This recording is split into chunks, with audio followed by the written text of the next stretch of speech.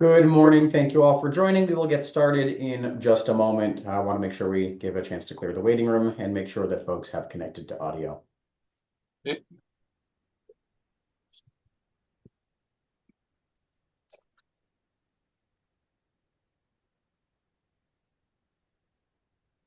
As a reminder, when you are entering from the waiting room, please do remain on mute unless or until you are presenting or providing testimony before the board.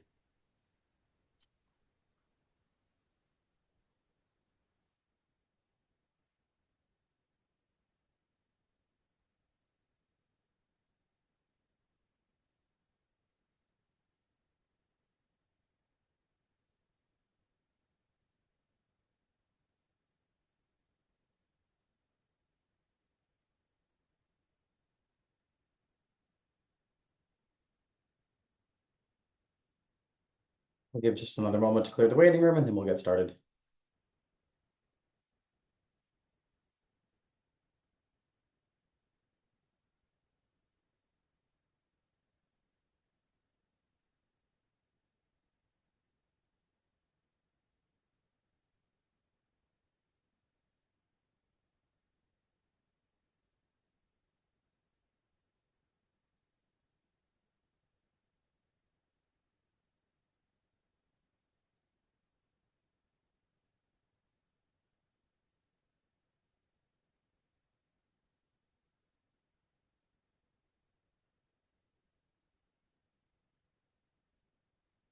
Good morning. This is a hearing before the licensing board for the city of Boston. Today is Wednesday, February 12th, 2025. Today's hearing is being held pursuant to temporary amendments to the open meeting law. That is what allows us to meet virtually. Today's hearing is being recorded and will be posted to the City of Boston's website. Before I review procedural matters, I will introduce Chairwoman of the Board, Kathleen Joyce. Good morning. Thank you, Danny. My name is Kathleen Joyce. I'm Chair of the Boston Licensing Board. Today I'm joined by Commissioner Liam Curran and Commissioner Kiana Saxon. Thank you very much. Please ensure that your audio and visuals are working properly if you are presenting or providing testimony. I will call each item in the order that it appears on this morning's agenda. I will then ask who is present on behalf of the applicant. You'll make a brief presentation regarding your proposal, followed by questions by the chair and commissioners. Following the questions, there will be an opportunity for testimony, beginning with elected officials or their representatives. For members of the general public wishing to provide testimony, please limit your testimony to 2 minutes, and please state your name, address, and affiliation, if any.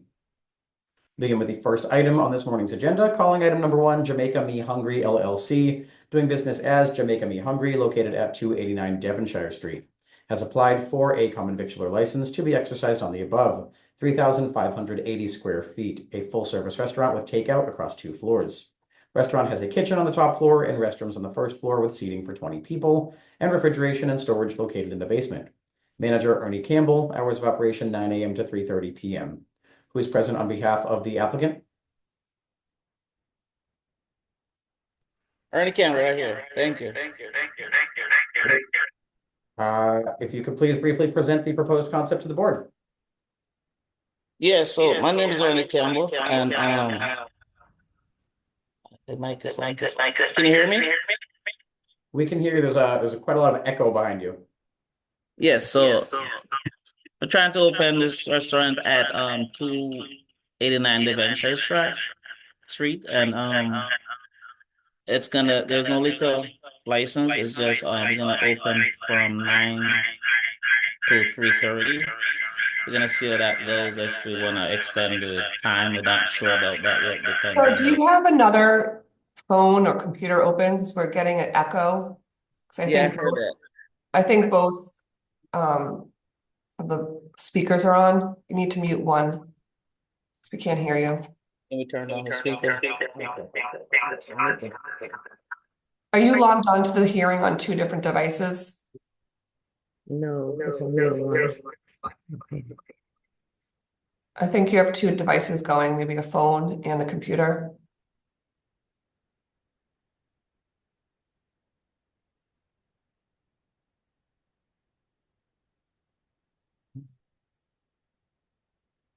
Let's see. Is this better now? We'll try to move forward, but it's really hard to hear you because I think you have two devices going at the same time.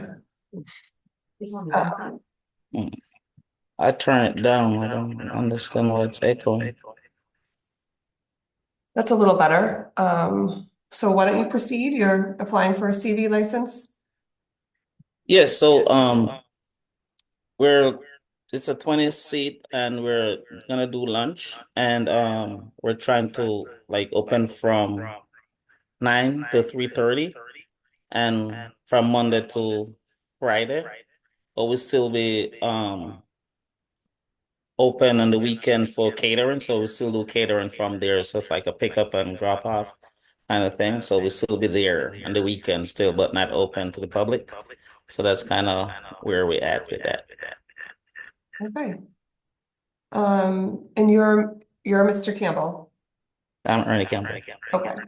Thank you very much. Commissioner Thank Curran, you. Commissioner Saxon, do you have any questions? I do not, thank you. No questions from me, thank you.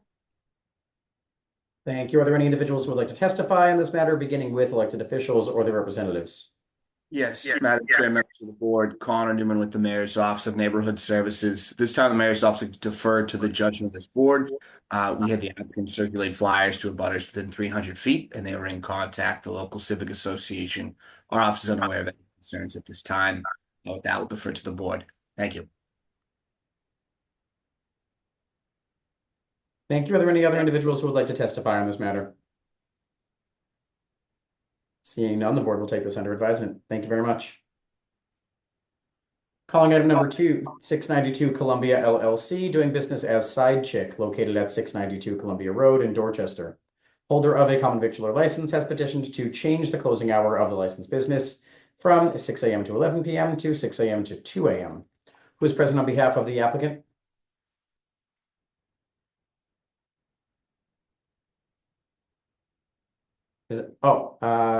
Thank you. I see you raising your hand and speaking. You're on mute currently. I've just asked you to unmute.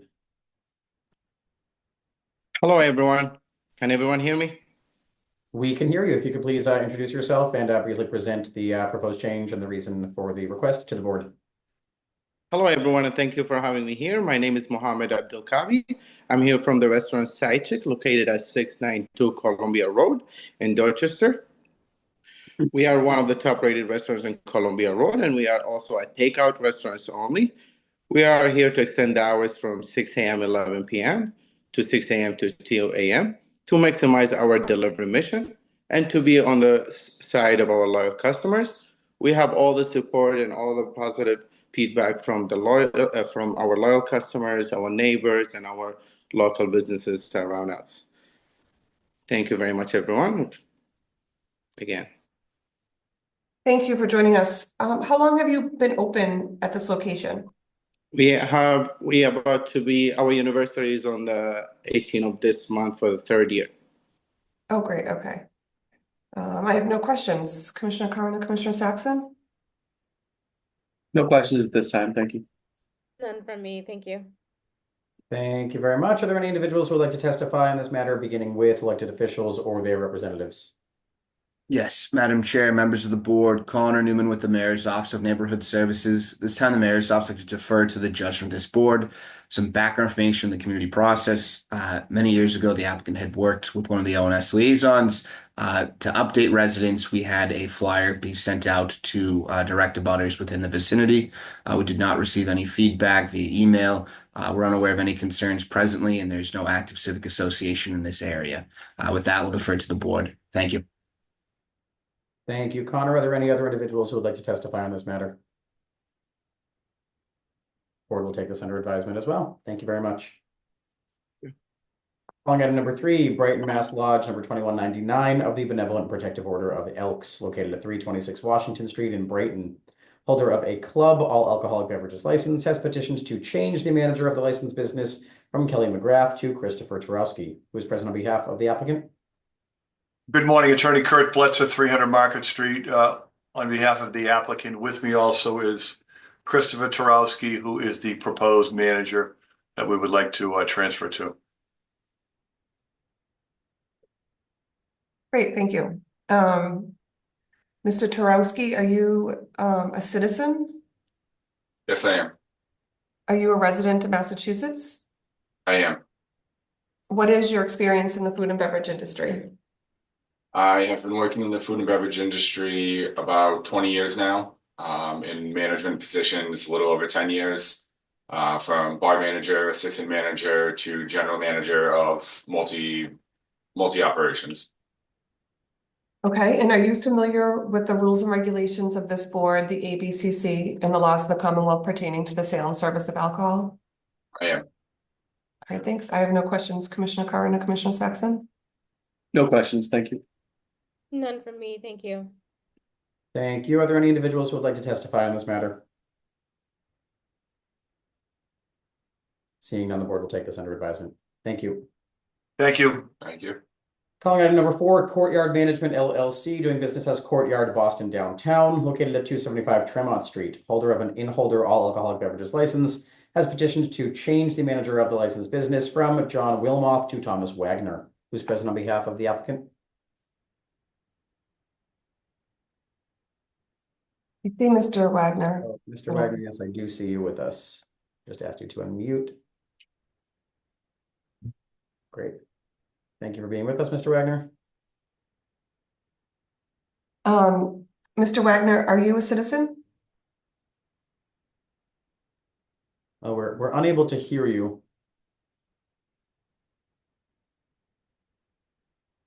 No, we're currently getting no sound from you, Mr. Wagner.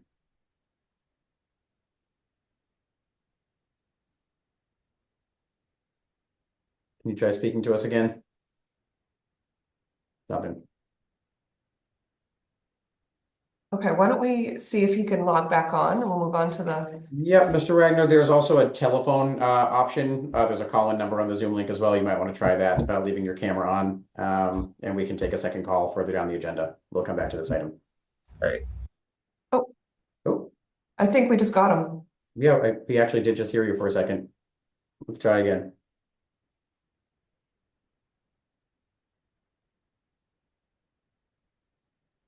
Nope, I just asked you to unmute. Something should have popped on your screen. We heard you for like a brief second. Try again. Can you hear me?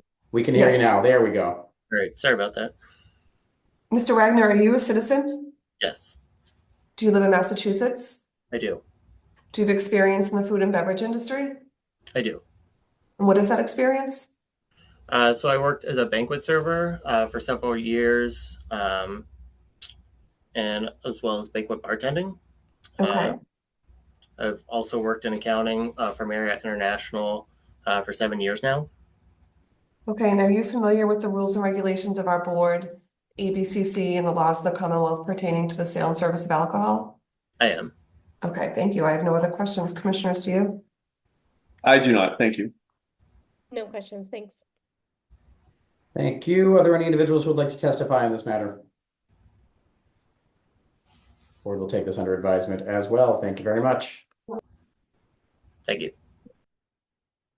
Calling item number 5, East Boston Yacht Club, Inc., located at 0 Rice Street in East Boston. Holder of a club all alcoholic beverages license has petitioned for a change of officers directors. Who's present on behalf of the applicant? I am. My name is John Lloyd from the East Boston Yacht Club. Thank you for joining us. Other than the change of officers and directors, are there any other changes?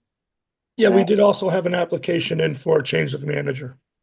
Oh, correct. I'll read that into the record as well. Thank you. We'll cover both at the same time. Also calling item number 6, same licensee, East Boston Yacht Club at 0 Rice Street, has petitioned to change the manager of the licensed business from Anthony Masson to John Lloyd, which is yourself. Yes. Thank you, Mr. Lloyd. Are you a citizen? Yes, I am. Are you a resident of Massachusetts? Yes. What is your experience in the food and beverage industry?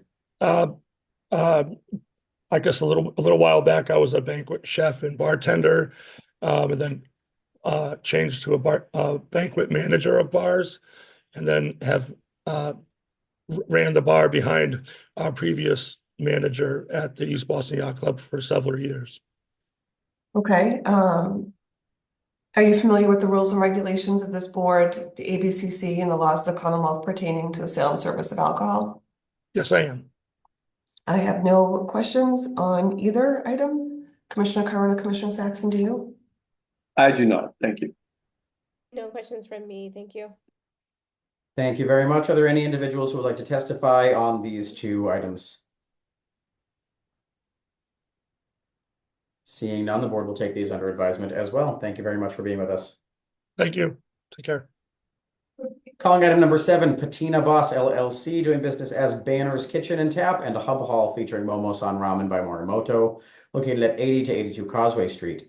Holder of a common victual or 7-day all alcoholic beverages license has petitioned to provide bottle service on their licensed premise. Attorney Tom Miller. Attorney Miller.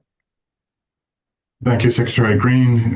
Good morning, Chairman Joyce, Commissioners. Tom Miller from McDermott, Quilty, Miller, and Hanley on behalf of the licensed in Boston. I'm joined today by Dwight Hoover, the manager of record. Specifically, the Banners area of this licensee has applied today to add, as you said, bottle service to the premise. This will add an amenity for those customers who want to share a bottle of spirits in a communal setting and throughout the evening. They have proposed to add this to 10 tables and 3 top swing golf suites in, as I said, the Banners section. As the board is aware, this premise has a food hall area as well as the Banners restaurant area, and this is only for the Banners restaurant area. It will not be. We've not applied to add this to any part of the food hall area. The application for the licensee includes. The application we filed for this licensee includes the guidelines by which they're going to operate the bottle service. I'm not going to waste the board's time going through all of those measures, which you have had a chance to review, but just a couple of quick things included in the guidelines. All staff members, including table servers, the table hosts, and security in the area will be safe serve alcohol certified.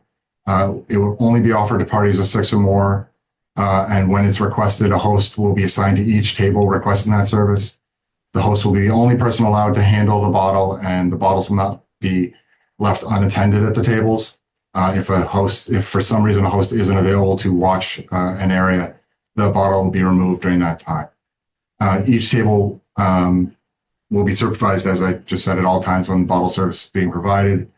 The team here at Banners is aware of the board's rules and regulations for bottle service, as well as their advisory related to the same, and have developed a robust training program in-house to help their staff understand what is going to be required of them and how to operate it successfully and safely. They understand the responsibilities in general of adding this to their operation and will operate in a way that is amenity for their customers and a benefit to everybody in the area. We have reached out to both neighborhood groups in the area and answered their questions. And as such, we are here before you today. We want to thank you for hearing this application and we'll be happy to answer any questions you may have. Thank you. So you said 10 tables and 3 golf suites? Yes. Okay, how many tables are there? In total in the space? Yeah. Off the top of my head, I don't know. It is many more than that. The capacity is significant. Okay.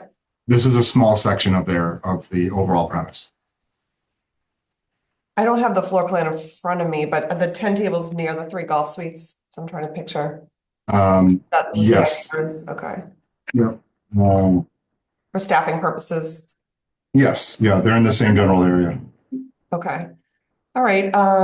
Thank you. I don't have any questions. Commissioner Curran and Commissioner Saxon? I have no questions. Thank you. No questions. Thank you.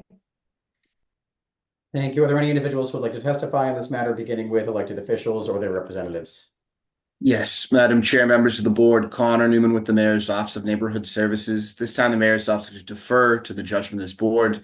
Ona said the applicant reached out to the active civics in that area. As you heard, we did not receive any concerns from them regarding this proposal. They're unaware of any further concerns, potential impacts on the community. I will defer to the board at this time. Thank you. Thank you, Connor. Are there any other individuals who would like to testify on this matter? The board will take this under advisement as well. Thank you very much. Thank you. Calling item number 8, Den Cinco LLC, doing business as Borachito, the Garrett, Boston, located at 70 Pier 4 Boulevard. Holder of a common victual or 7-day all alcoholic beverages license has petitioned to amend the description of the licensed business From the premise consists of one room on ground floor with dining area, together with one additional large room in rear with additional dining and seating areas and bar, total seating for 90, together with kitchen, restrooms, storage, and office space on ground floor. 2, restaurant space A, in one room on ground floor with dining area and approximately 22 seats, kitchen, storage, office space, and restrooms.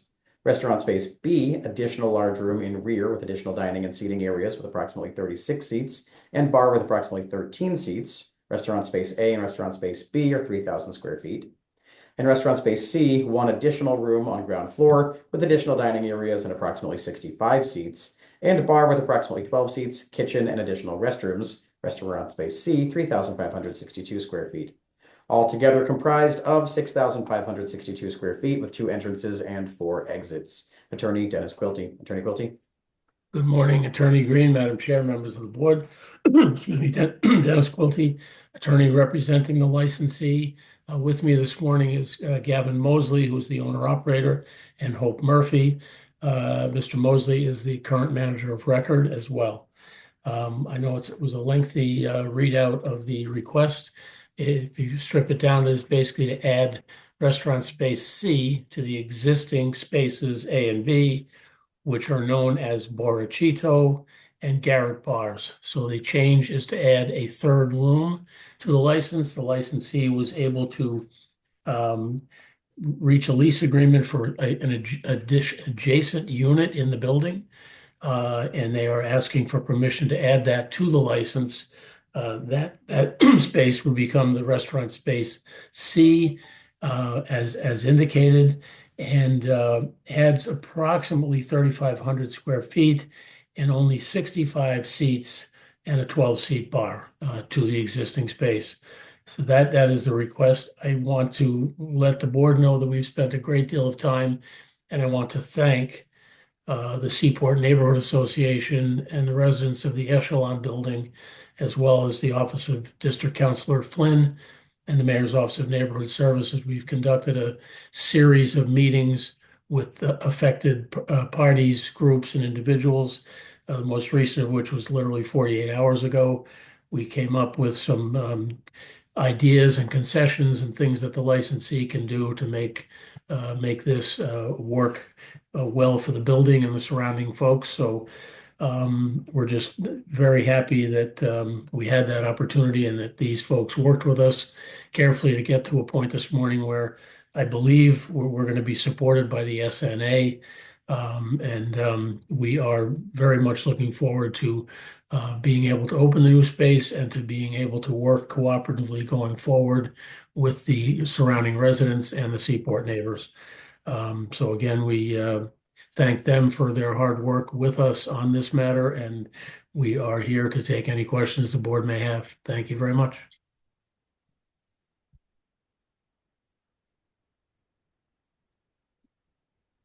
Thank you, attorney. Thanks for that update. I might have questions after the public testimony, but right now I don't have any questions. Thank you. I have no questions either. Thank you. None right now, thank you. Thank you. Are there any individuals who would like to testify on this matter, beginning with elected officials or their representatives? Yes, Madam Chair, members of the board, Connor Newman with the Mayor's Office of Neighborhood Services. This time, the Mayor's Office like to defer to the judgment of this board. As you heard from the applicant's representation, this went through a lengthy community process with input from neighbors and residents. We first ONS held a butters meeting on November 19th, which was very well attended with 52 attendees. There were about 21 abutters who had spoken opposition at the time, and 3 voiced their support for the proposal to add a new concept to the premise with the expanding footprint. Our office is in the receipt of a form letter submitted to us by 12 different parties with a list of requests relating to noise mitigation at the establishment. This letter has been forwarded to the board. The proponent hosted a community meeting on site to discuss these concerns. Ongoing discussions produced a brokered understanding between the community and the proponent to mitigate noise and to address some of those concerns and requests that neighbors had put forward. We understand that as a result of these conversations, the Seaport Neighborhood Association is currently in support of this proposal. As previously mentioned, there was noise from residents in the Echelon building regarding a spillover of noise as patrons enter and exit the premise, which we've made aware to the board from previous letters we've received. But as mentioned, it seems like conversations have been productive as of late. With that, we'll defer to the board. Thank you. Thank you. Are there any other elected officials or their representatives who would like to testify on this matter before we move to members of the general public? Yes, thank you. My name is Sydney. I'm from Councillor Flynn's office. Councillor Flynn would like to go on record in support, however, is respectfully requesting management to maintain an open dialogue on overlapping concerns from another establishment, noise levels from entertainment and music, drop-off, and pedestrian safety. He asks as a proponent, please work closely with the residents on these and other quality of life issues. Thank you. Thank you. Thank you very much. We'll turn it over to members of the public who would like to testify. I see a hand raised by Norm from the Seaport Neighborhood Association. You may please provide your testimony. You'll have 2 minutes to do so. Hi, Attorney Green and board members. Thank you very much. I'm just going to echo what you've heard. We have been involved in extensive conversations with the management team, with Attorney Quilty, with the owner of the building itself, WS Management, and of course the Echelon residents as represented by their board members. We want to express our appreciation for everybody coming together in a spirit of cooperation and trying to reach a conclusion that everyone can live with. We spent a lot of time on this, and management has, I think, expressed and exhibited what they need to do to make this work, including hiring a sound engineer. We're going through his report right now, looking at ways to add security, looking at ways of making sure that rideshare vehicles and food delivery vehicles are staying under control out on the street. It's a very busy corner that they're on. The members of the board at Echelon have been extremely cooperative and working towards this. I'll echo what was said earlier by Councillor Flynn's office. We expect ongoing conversations, and we've told them that we expect to continue to see progress, and they have guaranteed that we will. Thank you very much. Thank you very much for your testimony. Are there any other individuals who would like to provide testimony on this item?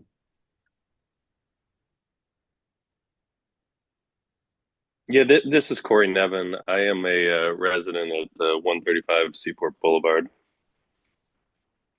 I just wanted to bring up, I mean, we live directly above Borchito, and I appreciate the sound mitigation that the business has done, but we have had vibrations from music in our unit that are audible through the walls, and I mean when we're laying in bed. We're not experiencing the street side crowd issues as much because our unit is more of an interior unit, but we have had vibrations, and those have continued through the walls, and this is, I mean, it's where we live, so it's a major concern of ours. And then, you know, coming and going into the building, there are on the weekends excessive crowds, lines, and I know people on the street side have had issues with noise. So those are my concerns. I continue to have them. I understand that businesses need to operate in the building, but I just want to make sure everything is being done to mitigate this, because this is where we live and where we will continue to live, and it's important that we're comfortable and live in peace here. Thank you. Thank you. Thank you very much for your testimony. Are there any other members of the public who are with us who wish to provide testimony on this item? Yes, can you hear me? We can hear you. If you could please identify yourself, and you'll have 2 minutes to provide your testimony. Yes, this is Maureen Ye. I live at 135 Seaport. I'm on the 18th floor. I'm very frustrated with Borchito and this proposition of Rocco's. From the meeting from November, we have seen no change in the noise with patrons leaving at night. I have been in touch with Hope, Kyle, Mackenzie, and the excuses that I always get is we're monitoring the situation. We've hired more security. As of last Wednesday, my husband and I were woken up by patrons at 12:30 at night, and I went down and there was no security at the door.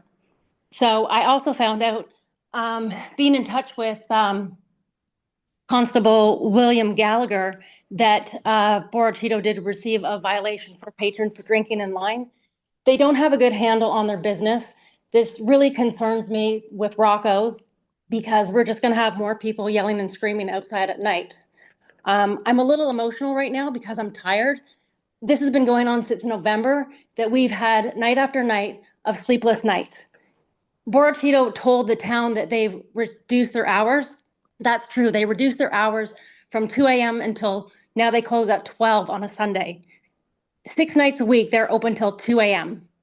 And so every night when we go to bed as residents, we wonder at what time we're going to be woken up by their patrons yelling and screaming outside. There's lots of other businesses in our building, such as the ramen place beside them that has lineups at lunchtime. We don't hear those patrons. The pop-up bagel shop has lineups of over 100 people on the weekends. We don't hear those people. The common denominator in this is that Borachito has drunk patrons or patrons that have been drinking that are loud, yelling, screaming. They have Ubers coming up, honking their horns, and this goes on until 2:30 in the morning. And I would like to see if we could petition this, because I know there's a lot more residents that are very opposed to this, but unfortunately they have work and they can't be on this call. Ma'am, you are And approaching your 2 minutes. If there's a final point you would like to make, and you can also Yeah. submit anything in writing to the board. Sure. So what I'd like to ask is, how many noise violations does Borachito need to receive before suspension of license or their hours are reduced? Or how do we petition against this? Because we're not going to stop fighting this. Thank you. Madam Chair, would you like us to respond?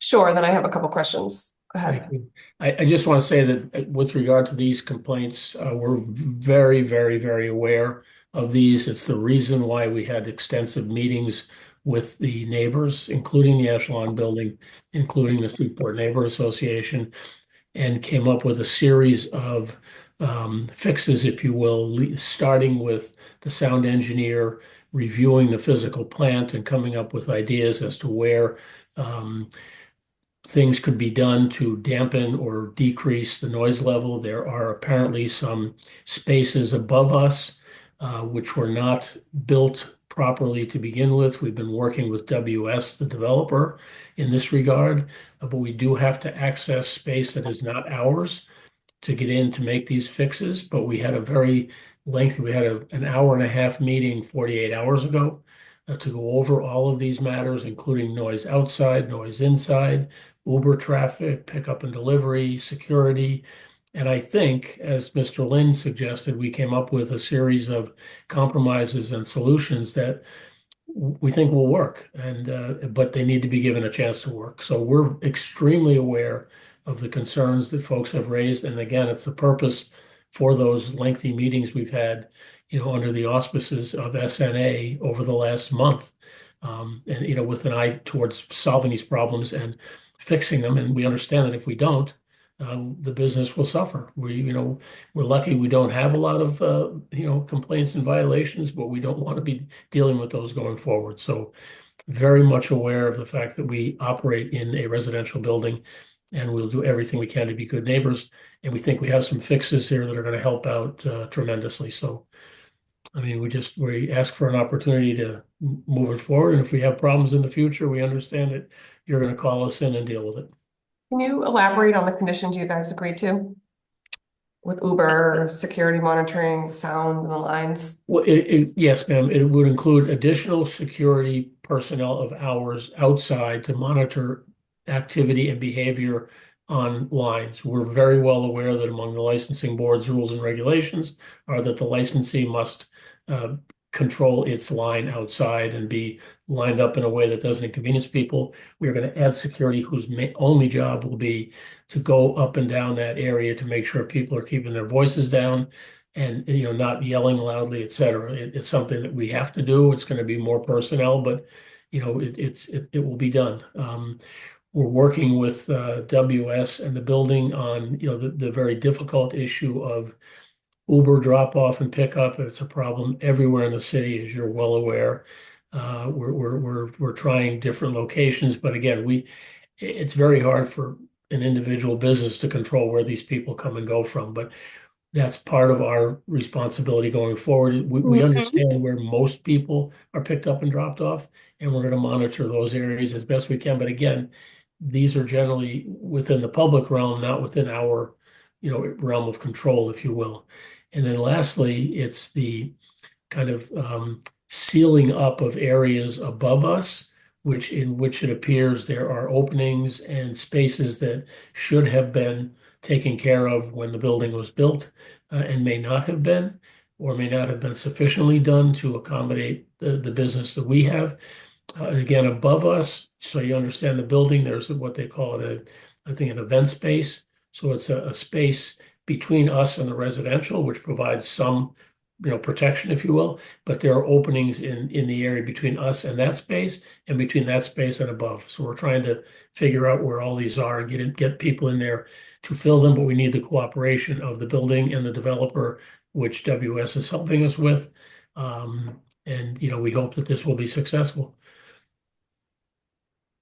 Can I add on to this, please?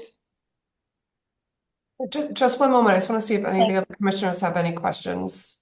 Commissioner Carn or Commissioner Saxon? Actually, what's going to be the difference in capacity from prior to now? The new capacity is 65 restaurant seats and 12 bar seats. Yeah, but what's the capacity? Like the overall capacity of the entire space with this addition is approximately 150. That's the total capacity. What was the capacity before? For all three spaces, 107. I'm pretty sure was the number. So it's the two of the Borchitos, kind of a takeout lunch and kind of snack place in the front, and then the Garrett Bars is behind it. Between the two of them, it's approximately 107, with the addition of Space C, which will hopefully eventually be called Rocco's. It's approximately 150, plus or minus 150 patrons in all three spaces. Okay, thank you. Mm-hmm. You might have to reiterate, but I heard the neighbor saying that there was a problem with security, that she didn't see security out in the front. What is the staffing change to address that? Yeah, we went over it very carefully. I mean, there are, as the board certainly knows, I mean, there are busy days of the week and not so busy days of the week. We've agreed to now have our security out there even on the non-busy days of the week, because apparently a neighbor came down on I don't know whether it was a Sunday, Monday, or some non-weekend day. It was a Wednesday night. Security wasn't out there. Okay. And again, we've now agreed to have security out there every night. We're open to monitor any line that exists, even if it's a weekday, not a weekend night. So that's a change. Can I please add some comments here? It's not up to me. I'm also going to ask if there are any other individuals who have not yet testified who would like to do so. Everyone is given 2 minutes. So let me first ask, are there any other individuals who have not yet testified who would like to do so? Chairman Green, this is Jared McNabb. I'm the general manager for the two abutting residential communities that have been working with Mr. Quilty and the Rocco and Borchito team, as well as Norm from the SNA. These meetings have been incredibly productive, and I think they've helped move the needle along in terms of concerns expressed collectively by the community. The one and Monday's meeting, that's the meeting that Dennis referenced, was extremely productive, and there was some good responses to the asks that the community had put forth. The one of the remaining things that and I'm just speaking on behalf of a board member now who has requested that I speak up and is unable to access their device. But there's concerns that a concrete timeline wasn't settled on some of these asks, specifically with regard to the noise mitigation inside with regard to the construction. So that was one thing that a board member had requested that I speak up on. The other one is that they want to see that there's a commitment to this. I hate to go back to the security issue, but the security outside of Borchito, not just the Rocco's establishment. And again, this may have been something that slipped through our discussions and is just coming through now as I'm channeling the concerns expressed by a board member. If I may respond, Madam Chair, I think we addressed, I hope we addressed, I thought we addressed the issue that the commitments that we made regarding security, noise control, et cetera, relate to all three spaces, not just the Rocco space. Obviously, we understand that we operate these three components and our agreements with regard to security and noise control will respond to all three locations. The other thing, I mean, I think Norm, Mr. Lind from Seaport Neighbors, he's put together, records of the meetings, et cetera. I think the general agreement was that we needed time to get the engineer in to review all of the space in question, and then come up with a timeline for getting the work done. But as the folks who were at these meetings know, that we have it's almost like a multiple headed problem here in the regard of who owns and controls what spaces. So we have the original developer, an entity called Cottonwood, who we believe are responsible for the work that needs to be done, that should have been done 2.5, 3 years ago. And then WS, and then the building ownership itself. So we just ask for a reasonable amount of time to physically get this work done that we think will make a big difference going forward. And I cannot remember whether Mr. Lind had a particular timeline, but I'm sure he remembers these conversations quite well and perhaps could weigh in on what the timeline is to be, but we do need some time to get this work done. I mean, the good news is we're not open, so we hopefully will be able to get this work done between now and whenever we're able to open, if we are able to open. Attorney Quilty, would you be opening before that mitigation work was done? No, but what I mean is we have to go through your process, the ABCC process. I mean, this is weeks to go here. So my hope is that But you wouldn't open this extra space without completing that construction, right? Well, that's the hope, and if that's a condition, then there it is. That's what we'll do. I mean, I think we're going to have plenty of time between now and finish end of ABCC to get work done, I think. Norm, is that consistent with what you thought? Yes. So I was raising my hand just to say that I do have that working document. It shows there are 4 outstanding areas that we thought were most important. We've touched on those today. We do have a working document that shows the progress we've made, the conversation, who's contributed to those conversations. And if it's helpful, Attorney Green, I thought I would forward that over to you as a document that could be part of this. In addition, there was a document that was circulated yesterday from Hope Murphy from the management team that is the actual report done by the sound engineer. And what the commitment has been that we will go over that report. The engineer will come back and Echelon personnel will accompany him on this trip and understand everything that's going on. And the hope is that they'll be able to gain access into the innovation space right above this restaurant area and also to our resident units that have the biggest problem with it, so they can truly understand how that sound travels and what goes on. And as Dennis said, they won't open the new space until all this is done. This is what we truly are hoping, and we're going to hold them to it. And I think that Gavin's team will agree to that. But the problem that's been talked about by some of the residents exists today coming out of the Borachito space. And so the goal is to fix those problems and then port those over to the new space as well. Thank you. Thank you. And Mr. Lind, if you could forward that document, we'll make sure that it's shared with the commissioners and is part of the record. Great. I'll send it over to you today. Thank you. Thank you. Are there any other individuals who have not yet testified who would like to do so?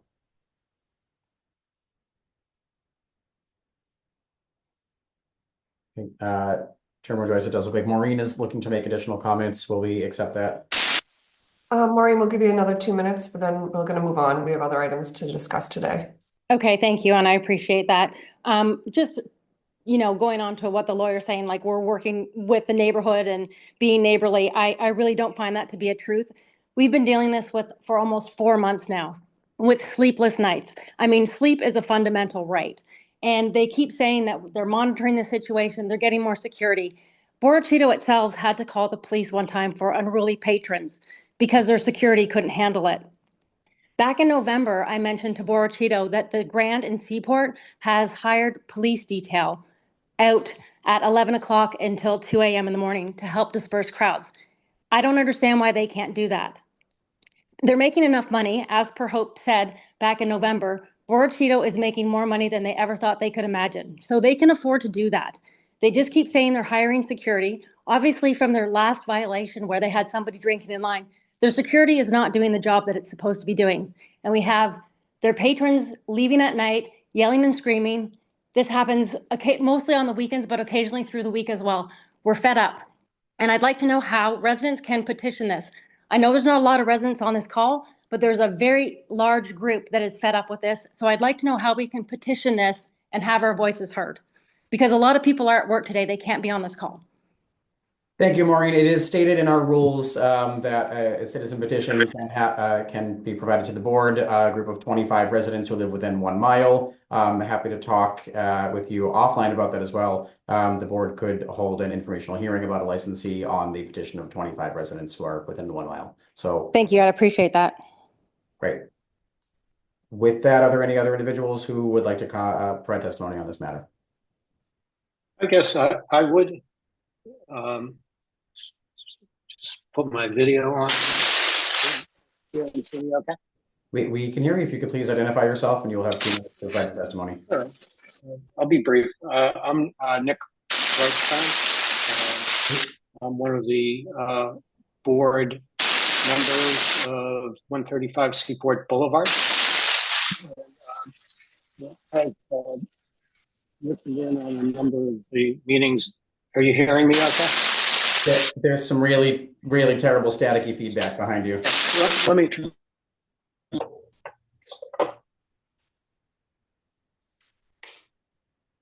How's this? Seems better. That better? Thank you. Okay. Has better audio now, possibly. So, I've listened to a number of the meetings, and Attorney Pulte certainly has expressed there's a lot of awareness of the issues and problems that have resulted from Borachito, and the concern is that they'll be amplified with the addition of Rocco's, which will have a significant increase in the size of the space, number of patrons, and sports bars. My experience tells me that they're typically enthusiastic places that draw enthusiastic sports fans that tend to have some louder ways of expressing themselves. So, I would echo the concerns of the building. I know a lot of the residents aren't here, but trying to represent their views. I think there's been certainly the awareness is there, and I've heard the words, we'll review it, there are ideas, there's some thinking going on how to resolve these different issues and complaints. But my feeling is that unless there's more specificity around these solutions, rather than we'll look into it, we'll review it, we have some ideas about it, I think in the interest of the 447 residents of Echelon versus the one commercial enterprise that certainly is entitled to work and make money and so forth.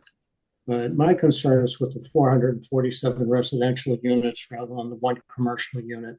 And I think it's those 447 residents and about over 1,000 individuals that are being asked to put up with these different problems that are caused by the commercial unit. Sir, you are over your 2 minutes if there's a point you'd like to make for the board. Just looking for more specificity on these proposed ideas and possible solutions rather than we'll look into it and we'll investigate. Thank you. Thank you for your testimony. Are there any other individuals with us who would like to testify on this matter who have not yet done so? Hey, can you hear me? We can hear you. If you could please identify yourself. My name is Alex Archambault. I live at 135 Seaport. I just want to be quick. I've lived here 4 years. I'm on the corner of B Street and Congress. So basically, I'm right above where the line would be for Rocco's. And I just believe I've grown accustomed to the sirens, the loud planes at 5 a.m. to have something else thrown into the midst, like drunk people at 2 a.m. yelling at the bottom of the street. I just think it's it's crazy to me that they, with Borachito already being a big issue, that's on one side of the building. They want to piss off the other side of the building now. So personally, I would be, I would potentially sell this unit if it becomes a bigger issue when this place potentially gets put in. So to me, I just think it's these people paying big taxes and big condo fees, they don't deserve this. But that's all I gotta say. Thank you. Thank you. Once again, are there any other individuals who would like to testify on this matter who have not yet done so? I would like to. Thank you. You'll have 2 minutes to do so. Hi, my name is Anna Costa. I live at 135 Seaport Boulevard, Unit 538. We're renting here going on year 3. We've looked into buying, but it's just with all of this going on with Borachito, we hear music Friday, Saturday, Sunday, sometimes Thursdays, constantly calling the front desk. Nothing's been resolved. It's a weekly thing. No one will talk to us at Borachito. I don't know what's going on. It's very upsetting. Thank you for your testimony. Are there any other individuals who would like to testify on this matter? Any further questions from the board? Okay.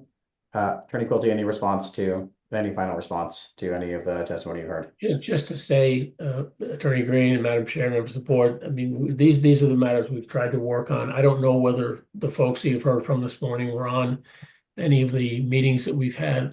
I just don't recall whether any of these folks were present. Doesn't mean they had to be there, but we did discuss a lot of these things and come up with, I thought, some very concrete mechanisms to begin the process of fixing these problems. We need time. As to the gentleman's question about specificity, it just, some of this is going to take some time. Again, the beauty is that we have a period of time now before this license can be acted upon by the city and the state, which should provide us ample time to get this work started and completed, we hope. And again, if the board makes it a condition of any approval that the work be done first, that's what we'll do. But a lot of the matters that have been raised are matters that we spent a great deal of time over a couple of very lengthy meetings and back and forth and writing and emails to come up with a plan, and we think we have a plan that's workable. The ownership, Mr. Mosley, very aware. He was present at all of our meetings. Excuse me. He responded to questions from everybody, takes it very seriously, understands the depth of the problem, and wants desperately to do everything possible to help fix this. And I mean, we just look for an opportunity to do so. And again, we thank you for your time. Thank you. If there are no further questions from the board, then the board will take this matter under advisement. Thank you. Thank you. Guys, a joke. Thank you. Calling item number 9, Wahlburgers Fenway LLC, doing business as Wahlburgers, located at 132 Brookline Ave. Holder of a common victular 7-day all alcoholic beverages license has petitioned for a change of ownership interest. Attorney Tom Miller. Attorney Miller. Chair Joyce, Commissioners, Secretary Green, Tom Miller from McDermott, Quilty, Miller and Hanley in Boston, on behalf of Wahlburgers Fenway. The application before you today is for a change of beneficial interest. It is a transfer of interest between two related entities under common ownership. So while some entity names are changing, no actual ownership is changing. Otherwise, the corporate structure is staying exactly the same. There is no change to the day-to-day operations of the licensee. Everyone's going to be able to continue to enjoy Wahlburgers as it has been and will continue to be. We want to thank you for hearing this application today, and I'm happy to answer any questions you may have. Thanks, Attorney. I have no questions. Commissioner Curran or Commissioner Saxon? I have no questions. Thank you. None for me, thank you. Thank you. Are there any individuals who would like to testify on this matter? Board will take this under advisement as well. Thank you. Thank you.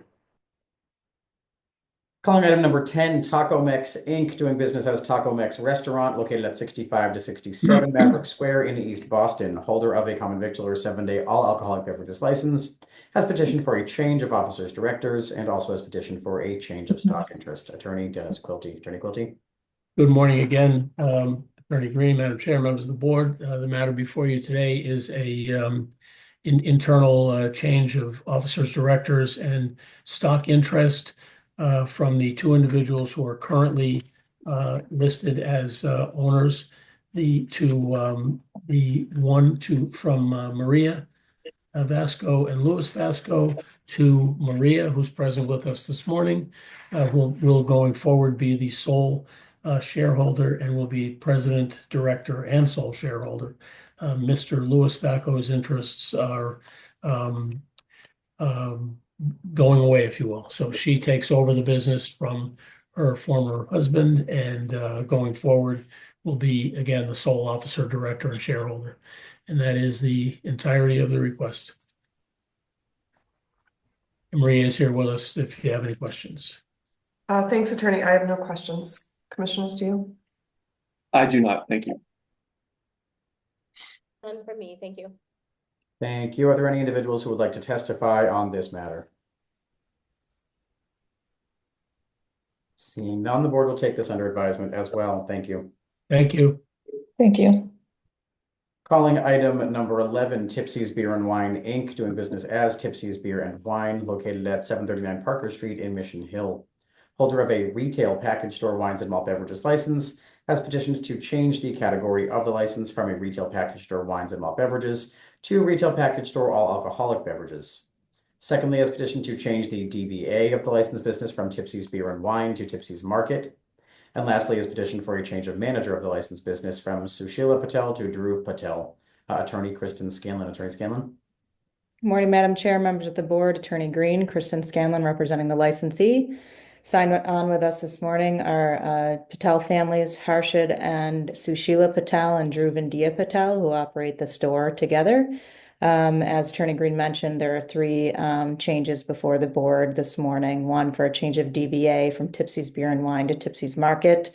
Secondly, a change of manager from Sushila Patel to Dhruv Patel. Dhruv is a U.S. citizen, a Massachusetts resident, and familiar with the rules and regs of this board and the ABCC regarding the service and sale of alcohol. And lastly, to upgrade the existing beer and wine license at the market to include spirits. By way of background, Harshad and Sushila own Splendid Beer and Wine inside Star Market on Com Ave in Alston, which they've had for approximately 7 years. And they also run Kirkman's Market in Brookline, which they've operated for over 20 years. Similarly, Dia and Dhruv and their family own and operate Lucky Shamrock in Quincy, along with Lucky Wine and Liquors in Quincy as well, where they've been exemplary licensees there. This particular market has been in existence for nearly half a century. It's well known as Figueroa's Market until the Tipsy's team took it over almost 9 years ago. I think a lot of people often still call it that because they've kept the sign a bit in homage to the previous business that was there for decades. But when they took it over in 2016, at that time, they undertook several renovations and upgrades to the market, including different product offerings. And as far as the physical space is concerned, new floors, ceilings, counters, and coolers. The store itself is approximately 1,500 square feet. Offerings include staple items, anything from beverages to dry goods, snacks, cereals, condiments, hygiene products, dairy products, a lot of items you'd seek to find in a small neighborhood market. To that extent, the market is always listening to their customers on products they'd request to find in the store and do their best to bring it in for people in order to meet the needs of the community. The hours right now are 8 a.m. to 11 p.m. Monday through Saturday, and Sunday from noon to 11 p.m. And those aren't being sought to change at all. That would stay the same. Right now, the overall floor space dedicated to beer and wine is approximately 55% of the store, with the other 45% dedicated to market items. With the addition of spirits, the market does not intend to cut any of those existing offerings, but rather reconfigure what's front-facing in the store. On this note, and because of feedback from the community, they undertook very specific measurements that we can provide to the board along with floor plans. If approved for the upgraded license, the market items to alcohol will be approximately 50-50, and the licensee is committed to keeping this split and will not make any changes without approval from the board. Overall, the character of the market and its offerings will not change if the board decides to approve this requested upgrade. Regarding security and safeguards regarding the sale of alcohol, the store does have 14 cameras in their 1,500 square foot store, 10 throughout the interior of the store and 4 outside. Actually, in the past, for unrelated items regarding the store or matters regarding the store, BPD has even commented on the quality and clarity of their camera system. They did 3 years ago upgrade their ID check machine for an ID checking system built into their point of sale system. So everyone that comes in has their ID scanned before they can make the purchase, and that software is updated every 30 days.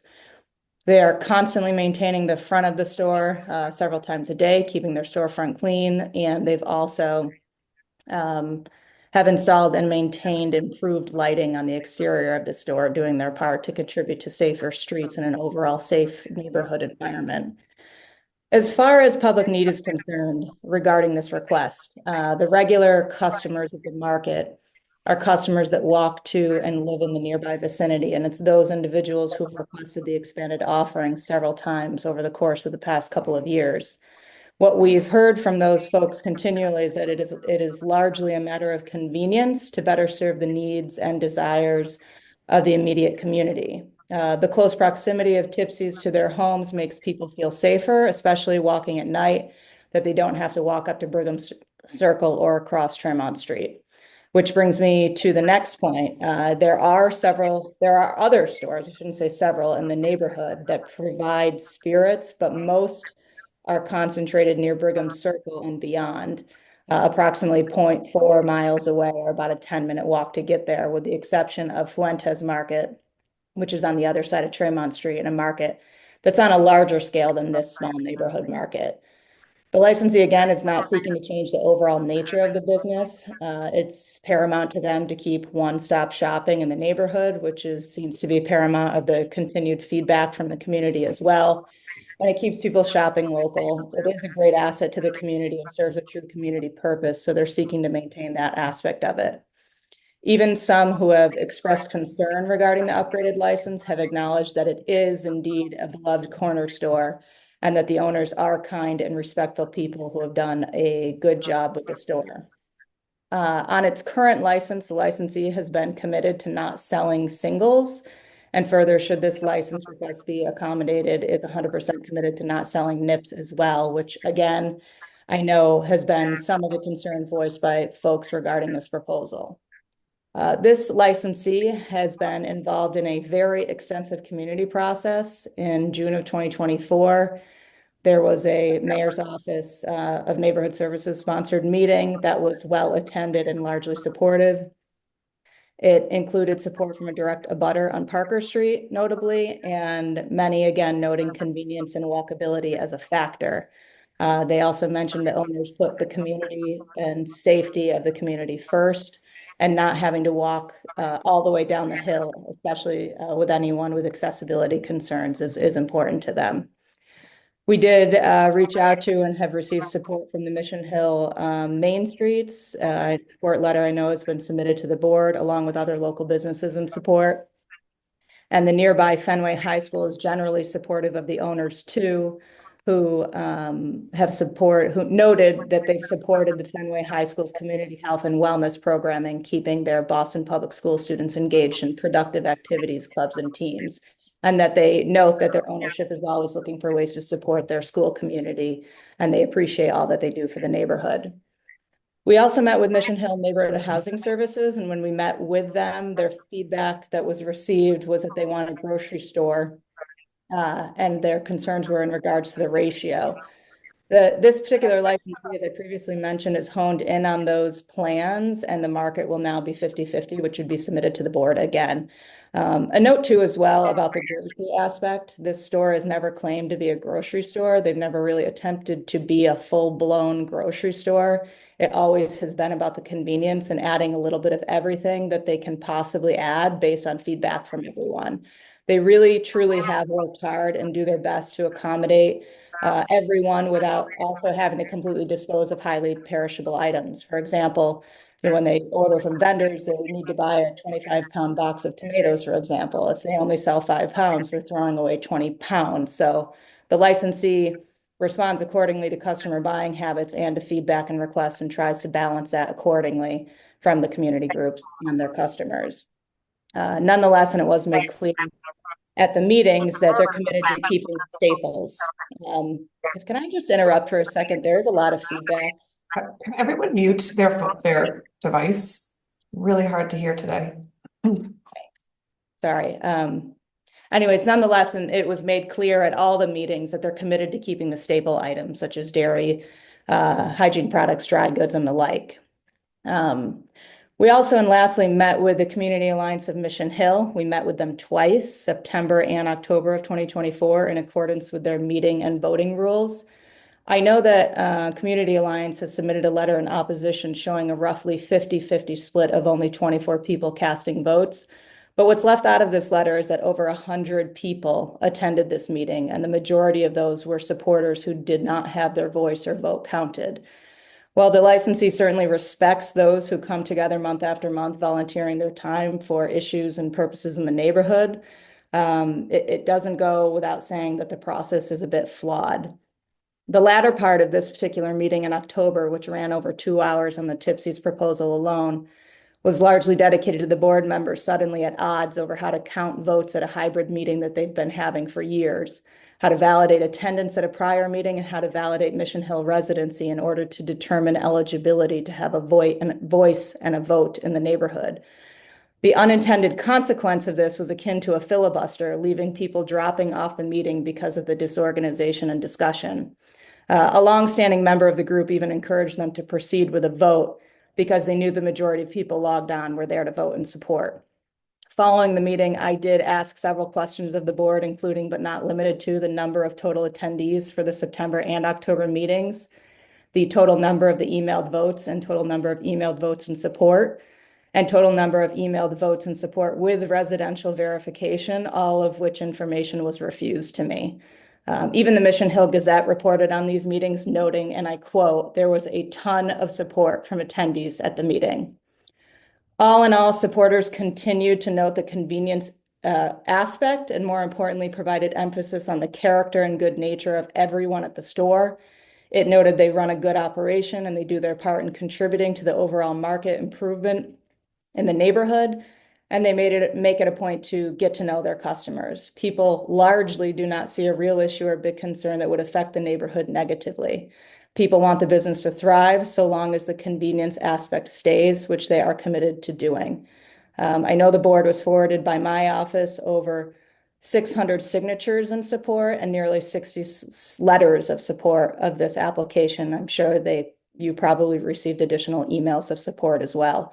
Appreciate the board's time, as I know I've taken up quite a bit of it, but it's important to note, I think, the extensive community process that was undertaken with respect to this application, and we are certainly happy to answer any questions or concerns that the board might have.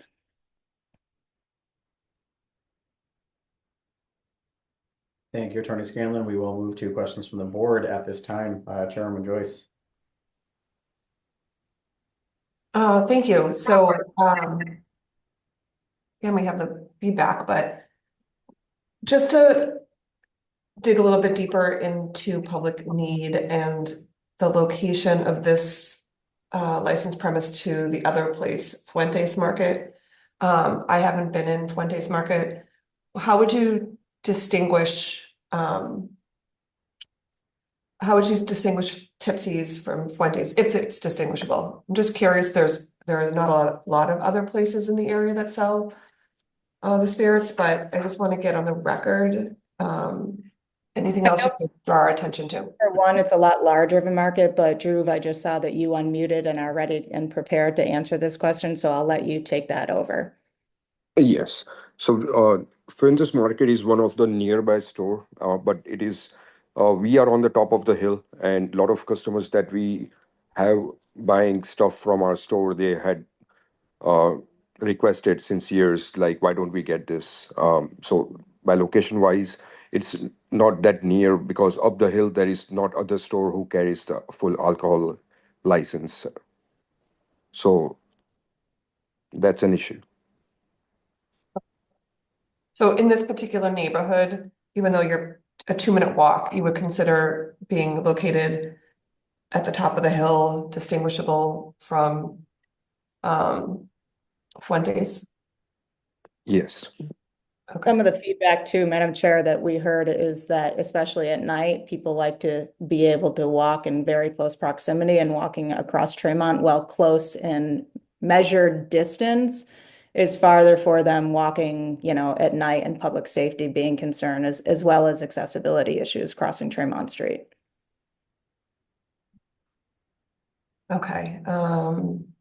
So is there anything, convenience is a part of this analysis, but it really isn't the definition of public need. Is there anything that Tipsy's is offering that isn't being offered, or the need isn't being met at Fuentes, which is 0.1 mile away? I'm just trying to tease that out a little bit as we I know they offer, and they've brought in a lot of international food items, and Dhruv, you can elaborate on what those items have been that you've increased, especially in the last couple of years, based off of customer feedback that Fuentes doesn't currently offer.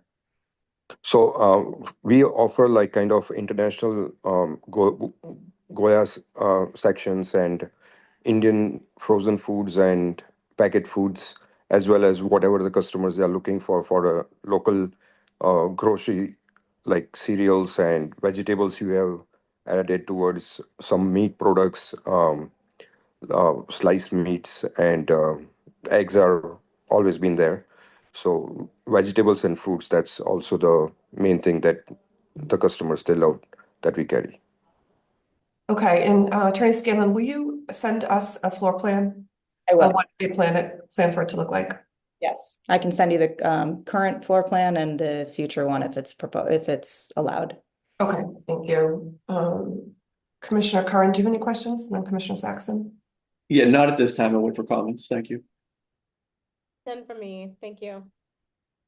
Thank you. Are there any individuals who would like to testify on this matter, beginning with elected officials or their representatives? Yes, Madam Chair, members of the board, Connor Newman with the Mayor's Office of Neighborhood Services. At this time, the Mayor's Office would like to defer to the judgment of this board. Some background information on the community process. It was a lengthy one, and during that course of the process, we've heard a mix of opinions on the proposal. There was a butters meeting held in March of 2022, where there was a number of attendees on who voiced support, as well as those who also voiced concerns related to the proposal. The applicant met twice with the Community Alliance of Mission Hill.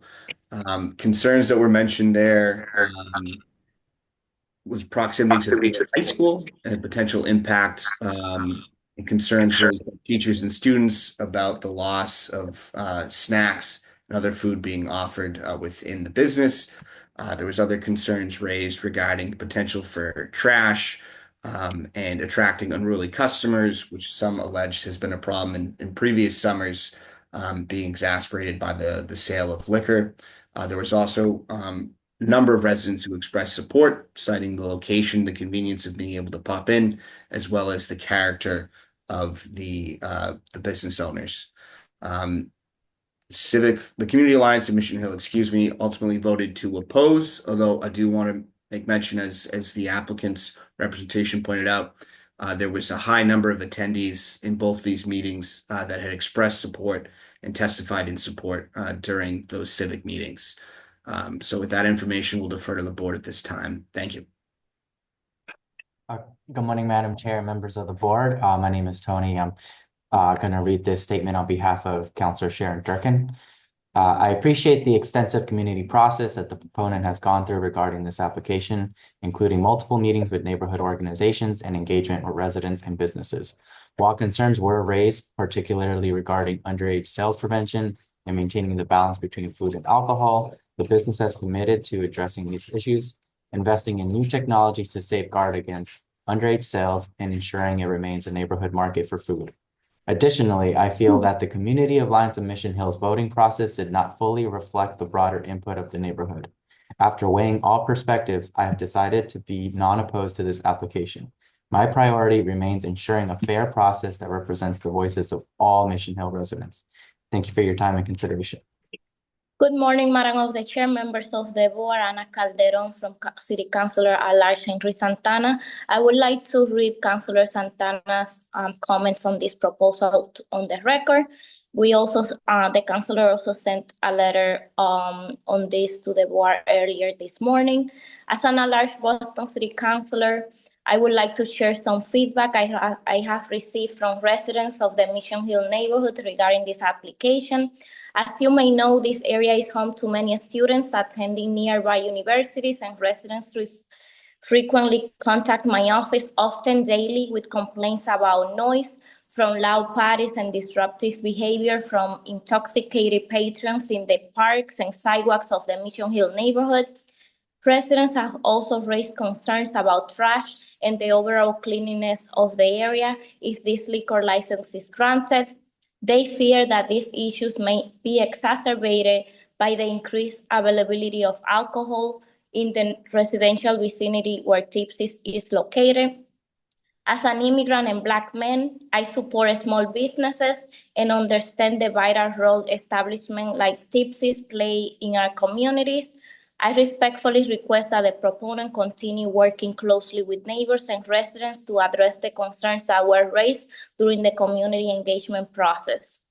I respectfully request that the licensing board take these comments into consideration before granting the license. Thank you. Thank you very much. Are there any other elected officials or their representatives who would like to testify before we move to general testimony? Hello and good morning, hi. Madam. Please. Oh, sure. Yeah, please go ahead. Was someone else speaking? I'm sorry. I thought I heard someone else. No? Nope, you're all set. Okay, awesome. I appreciate it. Good morning, Madam Chair. Good morning, Mr. Executive Secretary and members of the board. My name is Kevin O'Sullivan, and I'm from Councilor Erin Murphy's office. Councilor Murphy would like to stand with the Community Alliance of Mission Hill Neighborhood Housing Services in opposition to the expansion of this license based on the information and proposals presented to those neighborhood organizations at those times. Thank you very much for your time and consideration. Thank you very much. We'll now move to members of the general public. The first hand raised is from a Thomas Feeney. You will have 2 minutes to provide your testimony. Morning. This is Thomas Feeney, and joining me is also Jay Zagami, who's the chief of staff for the Groma Corps. One of the Groma Corp entities owns the neighboring property at 737 Parker Street. And as far back as May of 2024, May 21st, a cease and desist letter was sent to the Patels because they have a consistently bad habit of keeping garbage on 737 Parker Street property and in the alley in between. And we've tried to work with them to get them to clean it up, and they haven't done so. So while their attorney gave a very, optimistic presentation as to they're trying to keep clean, they haven't done so. As late as last week, the rats that were attracted by all the garbage left by the Patels gnawed through a dishwasher's hose, which flooded our building. So I would, and I've asked Mr. Zagami to speak on this issue a little bit more, but generally I would ask that the board defer approval until the Patels can show, video proof. They said they had 4 cameras around. Show proof for at least a month that they can keep the place clean, and so that may attend to some of the concerns I heard from Ms. Calderon as well about concerns in the neighborhood about the trash. So, Mr. Zagami, I defer to you, sir. Hi there. Yeah, so this has been an ongoing issue for months and months, and I want to actually share my screen here. Um, can you see, Thomas, can you see my screen? I can see it, yes. Okay, we're really not the Typically right, do not allow screen sharing during our and we're hearing. not the board to talk about trash enforcement. We're the alcohol licensing board. And our standard is the public need of this type of license at this location. So I'm gonna have to interrupt that sort of testimony. We have no All right, authority in addition to over, the trash, it's actually a we danger. have no Here- authority over trash, so. All right, so I forget the trash. What about items in the alleyway blocking a fire exit? Because this is a fire exit, an emergency fire exit for our residents, and I it's think you should constantly call the filled. city and talk to enforcement. I don't hand out tickets, I don't hand out fines, so I don't know how I could be helpful. So none of this is taken into consideration. It doesn't go to the public need of the license. We do take into consideration the character and fitness of the owners, but at this point, I don't think this is the right place to talk about trash and a private dispute between a neighbor and the owner. Well, if I may, just briefly on that issue, that the character and fitness of the owners of this property, given the fact that they have ignored the cease and desist, given the fact that they have continued to place garbage in between, should act as a shadow on their fitness to increase the range of what they're offering, which is going to increase the garbage in the area. So we're not asking to not grant it. What we'd like to see is this board, impose a contingency where they show proof that they can keep the area clean, which would go to their character and fitness to run the business and the increase in the license that they're requesting. That's what we're trying to do. Thank you. And Mr. Zagami, if you would like to provide that photo or anything else to the board, you may do so in writing, which is licensingboard@boston.gov. We'll make sure that's submitted to the commissioners for their review. Will do. Thank you. Thank you. Thank you. Attorney Scanlon, any response? Would you like to respond to any of that before we move on to the rest of the testimony? Yes, thank you. As far as trash is concerned, I'm unaware of the cease and desist letter. It wasn't sent to me. But this was a concern that was raised back in an initial process in 2022, 3 years ago.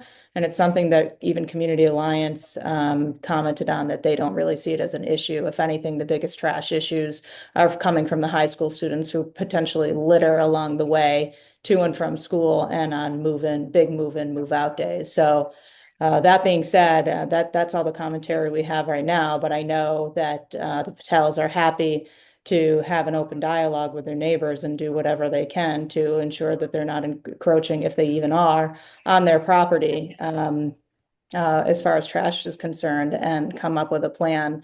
Again, if it is on them to resolve this issue that you're bringing up now. No, thank you. I will send you a copy of that, of the videos and everything else like that. Thanks. Again, my Yes. comments are that, like, we don't control the trash, but and I would rather you work this out outside a public hearing that I can't reach over and enforce. So, it is, So thank you for your time. this concern was at the time of September, at the time of moving in and out. So that's a couple of days that usually most of the areas they are trying to get clean of the trash, but it's a little bit of sensitive time on that September 1st. But it was been done within a week. It was been all cleared and was been worked out. Thank you. We'll move on to the remainder of the testimony. I see a few more raised hands. The next hand is from Ryan Doucette. Mr. Doucette, you may please unmute yourself and you'll have 2 minutes to provide your testimony. Good morning, everyone from the board. My name is Ryan. I'm a Mission Hill resident for 3 years. I live at 23 Cherokee Street. I'm 24 years old. I have a few points I want to make. First off, I want to say that the members who staff Tipsy's Beer and Wine They're phenomenal people, upstanding people within the community.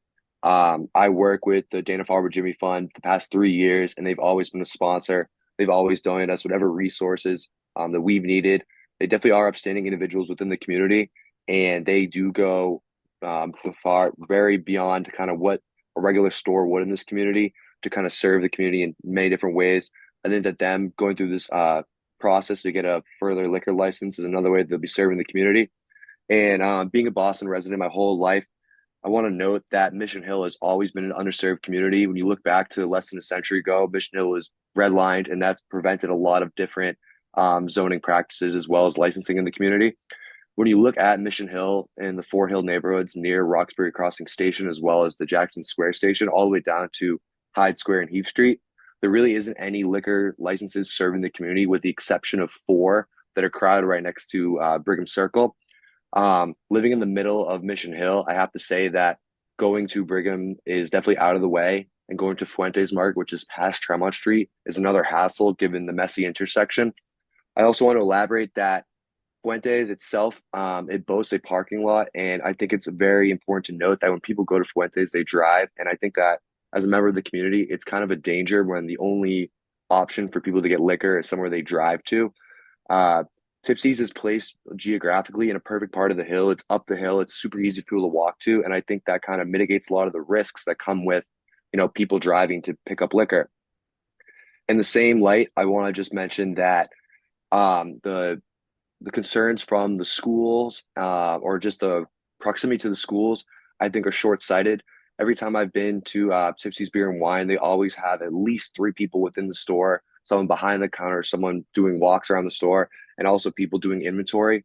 Also, there's plenty of times there's people on the street. So I think that Tipsy's has a very operationally sound business.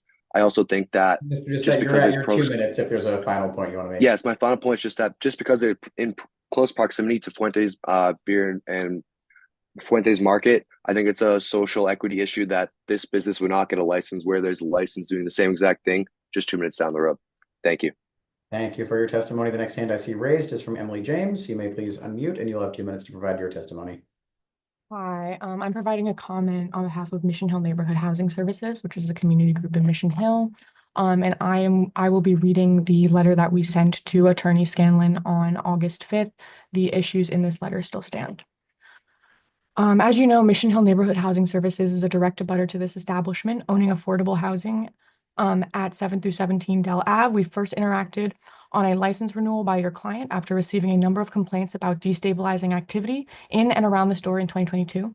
At that time, staff and board members represented the organization at both the abutters meetings and took some pictures and reviewed the floor plans of Figueroa Art Market, now owned and operated by Tipsy, at which time we noted a 75 to 25% split of alcohol to groceries. We discussed the need for staples, milk, bread, produce, eggs at a walkable location for seniors and families living nearby. We ultimately supported a license renewal for wine and malt beverages that would include provisos for no nip/singles, cleaning trash in and around and across the street, and a provision of detail/security to try and deal with some of the negative activity. We recognized that beer and wine were important to the economics of the store, but stressed that this needed to be a grocery store and not a liquor store. In 2023, you reached out about expansion of the liquor license for hard liquor and spirits, but before we fully reviewed or commented, the effort was paused. When you presented to Mission Hill NHS Board a few weeks ago, you put forth that the store at 739 Parker Street was now 70% groceries to 30% alcohol, and that ratio of use of square footage would be retained under the new license and could be managed by a proviso with a floor plan that would not allow changes. If that, the 70% to 30% alcohol split, if that were reality, we would be truly pleased that the owners were balancing the needs for a corner store grocery market with the selling of alcohol. However, as you know, during our virtual meeting, one of our board members stopped into Tipsy's at 739 Parker Street and demonstrated that it remains more of a 70 to 30% alcohol to food split, with only a few tiered baskets next to the cash register for produce, most of which were empty. The mezzanine area with alcohol is from floor to ceiling with beer and wine. We think that the square footage argument is a bit disingenuous. We would like to support a corner grocery store that provides produce, fruits, vegetables, potatoes, cheese, milk, eggs, bread, frozen dinners, snacks, and some personal hygiene products and cleaning projects in a true 70 to 30% split of the sales area. As of now, Mission Hill Neighborhood Housing Services opposes the proposal. The store needs to be a local grocery market, and there is no need to sell hard liquor at this location, located in a residential neighborhood on a residential street and immediately adjacent to affordable family housing. There is no need for full retail package store all alcohol beverage license at this location, as one is located 2 blocks away on Parker Street. We thank you and your client for your review of the issues raised here. Our understanding is that you have not applied for a new license at the time. This is relevant to the letter in August. We're open for more conversation. Thank you. We do have that record on file as well. So thank you, Ms. James. Next hand is raised is from Nick Mascolo. Mr. Mascolo, you may unmute and please provide your testimony. You'll have 2 minutes to do so. How you doing, everyone? My name is Nick. I've been a Mission Hill resident for almost 4 years now. And first, I just want to highlight that letter was extremely disconnected from reality. I was just in Tipsy's the other day. It is 50-50. Very, very clear. I think, with that letter and a lot of the opposition from community alliances and some of the city members that have talked today, it seems extremely trivial. Like Ryan said, Fuentes is right down the street. There's no reason for Tipsy's to not be granted this license, in my opinion. There's a need for liquor in the neighborhood, and I think that's what ultimately matters. A lot of factors not directly related to this license have been discussed. I think it's just dragging on at this point. I've been to multiple meetings. Every time there's trivial reasons that don't necessarily relate to the fact that there is a demand for hard alcohol in the neighborhood. So these are exemplary business owners. They've jumped through all the hoops, and I'll leave it at that. Thank you.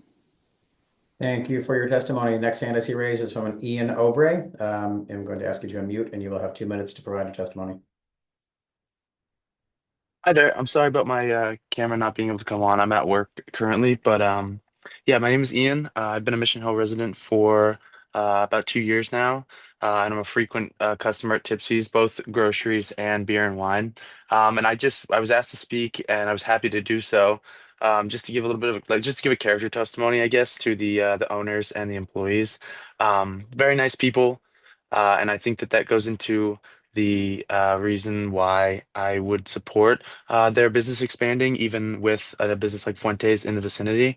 It's just because the ability to shop local and support your local place, especially when you're in a community like Mission Hill, that very much feels like a place where you would want local businesses right on location. It's just it's a good feeling, and it's something that since I moved onto the hill as a student, I've always wanted to do. So I'm always here to support their local business expansion. I can't really speak much on the any of the technical arguments though. So thank you. Thank you very much. The next hand raised is from Yanis Benyamina. You will have 2 minutes to provide your testimony as well. All right. Hey, everyone. My name is Yanis Benyamina. So I've been a resident on Sewell Street, so right behind Tipsy Market for the last 7 years now.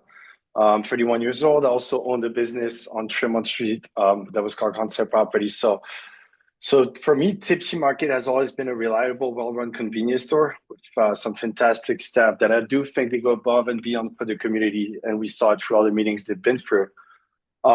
They do offer. They actually, for me, they're like a one stop. Every time I'm French, I cook a lot. Anytime I've been looking for something, I've found it over there without having to go to Star Market. No, not Star Market. Stop and Shop down the street. But adding the fully liquor license is very important for me. Just for my main reason also is just not having to go over to Fuentes, because just the crossing. And unfortunately, I'm sorry to say it, but the demographic over there at night can be scary. I know my wife; she would never go there past 8 o'clock, or she feels unsafe. Walking up the street to Tipsy on the top of the hill is just so much easier. And yeah, so I'm fully in support of this. So that's it. Thank you. That is the last hand that I see raised. Are there any other individuals who would like to testify on this matter who have not yet done so? Yeah, I want to. I want to add something about Tipsy. My name is Samarth, and I have been a resident of Measurement from last 2 years. As a regular customer at Tipsy, I can personally feel that they offer a welcoming and secure environment. Their store is always organized. Their staff is professional and helpful, and they ensure responsibilities of business practices. I support Tipsy because they provide a safe and well-managed, customer-friendly shopping experience. Overall, Tipsy is a great addition to the community, offering quality products, excellent service, and the safe shopping experience. That's why I strongly support them to obtain the license. Thank you. Thank you very much. I will ask again, are there any other individuals who have not yet testified in this matter who wish to do so? Hey, I would like to add something. I'm Sampada and I'm a resident of Mission Hill. So being a 24-year-old, it's already and having a very less access to the transportation. I feel that Tipsy's the location is quite appropriate, and the owners have been good overall to the customers. We also get all the necessary things over there, and I feel that giving a license to them would be helpful for all the neighbor community, because we don't have to walk across the street. Being a single, I don't have access to father, so it's a better one-stop shop thing. So I support this project. Thank you. One more time, are there any other individuals who would like to testify on this matter who have not yet done so? So, sir, I would like to testify. My name is Rakesh Soni. I am the direct abutter. I am the owner of 731 Parker Street, which is like 4 houses from Tipsy's. And I know them for many years, and it has been a very nice store, and I fully support this project. Thank you. Thank you very much. Are there any additional individuals who would like to testify who have not yet done so? Any additional questions from the board following the testimony?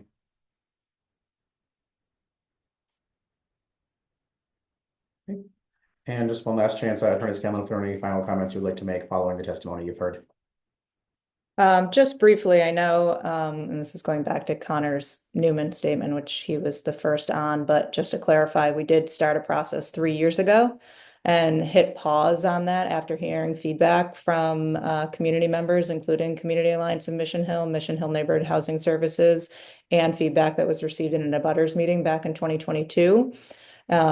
In order to address those in a positive effort to make a positive impact, not only on the store, but for its customers, Mission Hill residents, and the overall community, which is when the process was reignited last year in 2024, 2 years later, addressing those concerns. So I think largely a lot of what's being brought up is stuff of the past, which again, I would submit that in particular at the Community Alliance of Mission Hill meeting, many folks acknowledged that those issues that were brought up in 2022 had been addressed and resolved with positive efforts by the business owner. So just wanted to say that. Appreciate the board's time and consideration of this request. Thank you. If there are no further questions from the board, then the board will take this matter under advisement, and I will be sure to forward a copy of the floor plan as soon as it is received. Thank you.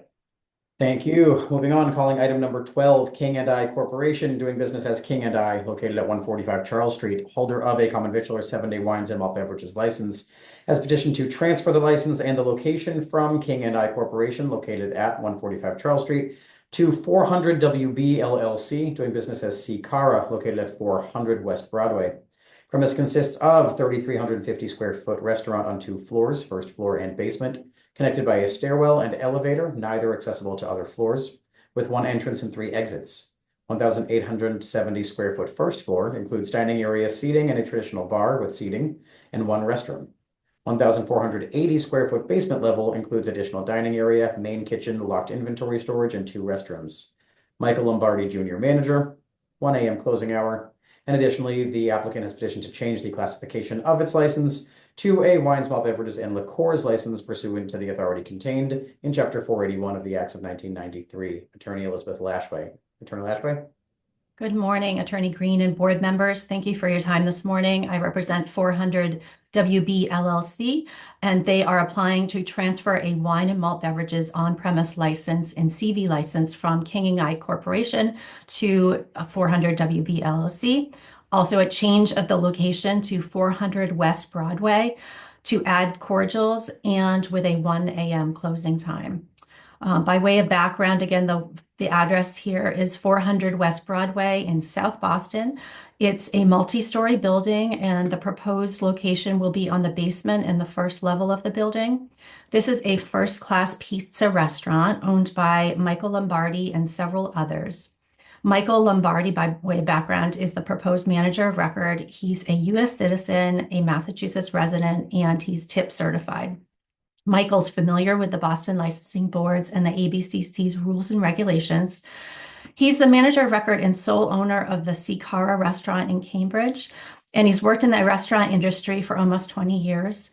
He's a graduate of BU and also attended the Culinary Institute of America. He trained as a chef in restaurants in Italy and Paris. For 2 years, he worked for a Michelin-starred restaurant in New York City, and he's the co-owner of SRV, which is a successful Italian restaurant in the South End of Boston. His accolades include Best of Boston Italian for SRV. Almost every year SRV has been open. He was a recipient of Zagat's 30 Under 30 in 2015. In 2020, Star Chef named him a Regional Rising Star Chef for Boston. Sikara is on the Eater 28 of the top 38 restaurants in Boston to dine. And Sikara was named 48 in the US for 50 top pizza, an Italian organization ranking pizzerias around the world. The proposed hours of operation are Monday to Friday, 11 a.m. to 1 a.m., and Saturday and Sunday from 10 a.m. to 1 a.m. The restaurant layout and description is that it's 3,350 square feet, has one entrance, 3 exits. The seating capacity and occupancy are to be determined, but the proposed number of seats is 90 with a proposed occupancy of 100. And they intend to have 14 seats at the bar, which is located on the first floor. Some safeguards to mention is that all front house employees will become tip certified. Sikara intends to have a policy to card all customers under the age of 30, and they intend to have a written policy regarding the sale of alcohol, the safe sale of alcohol for their employees. By ways of public need, this is an urban area that is mixed residential and commercial. The nearest Section 12 license is Loco Taqueria and Oyster Bar, which is on the same block as 400 West Broadway. Other restaurants in the neighborhood include Lincoln Tavern and Restaurant, Layla's American Tavern, and Lulu Green. There should be no increase to traffic. We expect that most of the customers will live and work locally and travel to the restaurant by foot or public transportation, which is by bus. There's a bus stop right next door. There is on-street parking, and employees will be encouraged to take public transportation or ride a bike. Sikara will offer its full-time employees 50% off of transportation. There's no evidence that granting of a common victualler alcohol license for this restaurant would increase the level of noise. We intend to apply for a non-live entertainment license down the road, and music will only be played at or below conversation level. Sikara is installing sound buffers to limit noise and provide good acoustics. This is a modest-sized restaurant, as I mentioned a moment ago. And in terms of the reputation of the applicant, I mentioned that Michael Lombardi is an award-winning restaurateur, and he's been in the restaurant industry for almost 20 years. His other restaurants, SRV in Boston and Sikara in Cambridge, have stellar reputations. Both of them have had liquor licenses from their inception, and neither has ever been charged with a liquor license violation. Neither Mr. Lombardi nor his co-owners have a criminal record. And I'll note that there is a school within 500 feet of 400 West Broadway, St. Peter Academy. We did provide them with notice of this application and hearing as required by statute. And we request that the board find that the restaurant would not be detrimental to the activities of the school. And we respectfully request that this application be granted.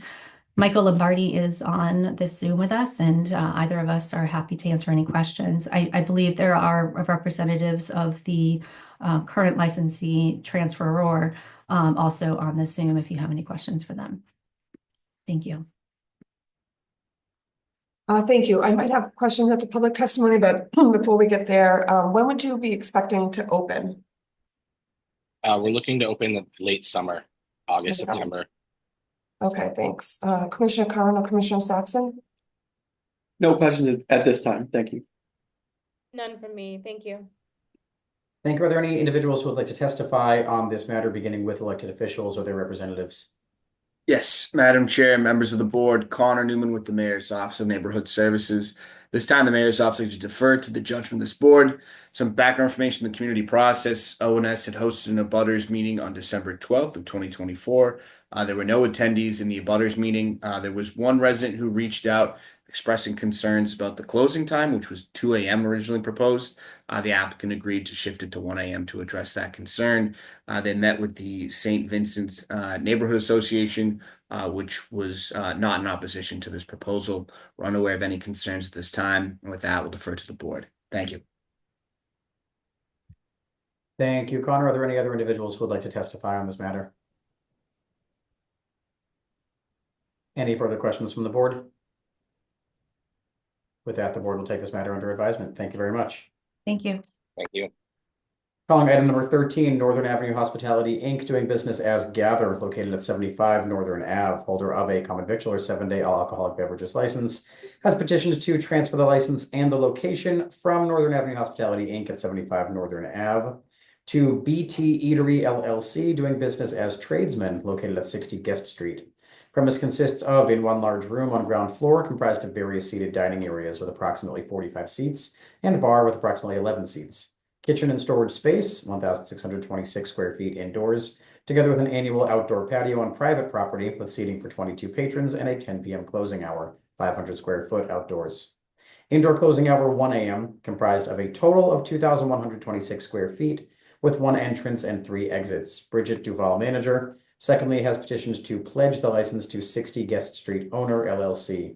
Attorney Dennis Quilty. Once again, Attorney Quilty. Once again, good morning.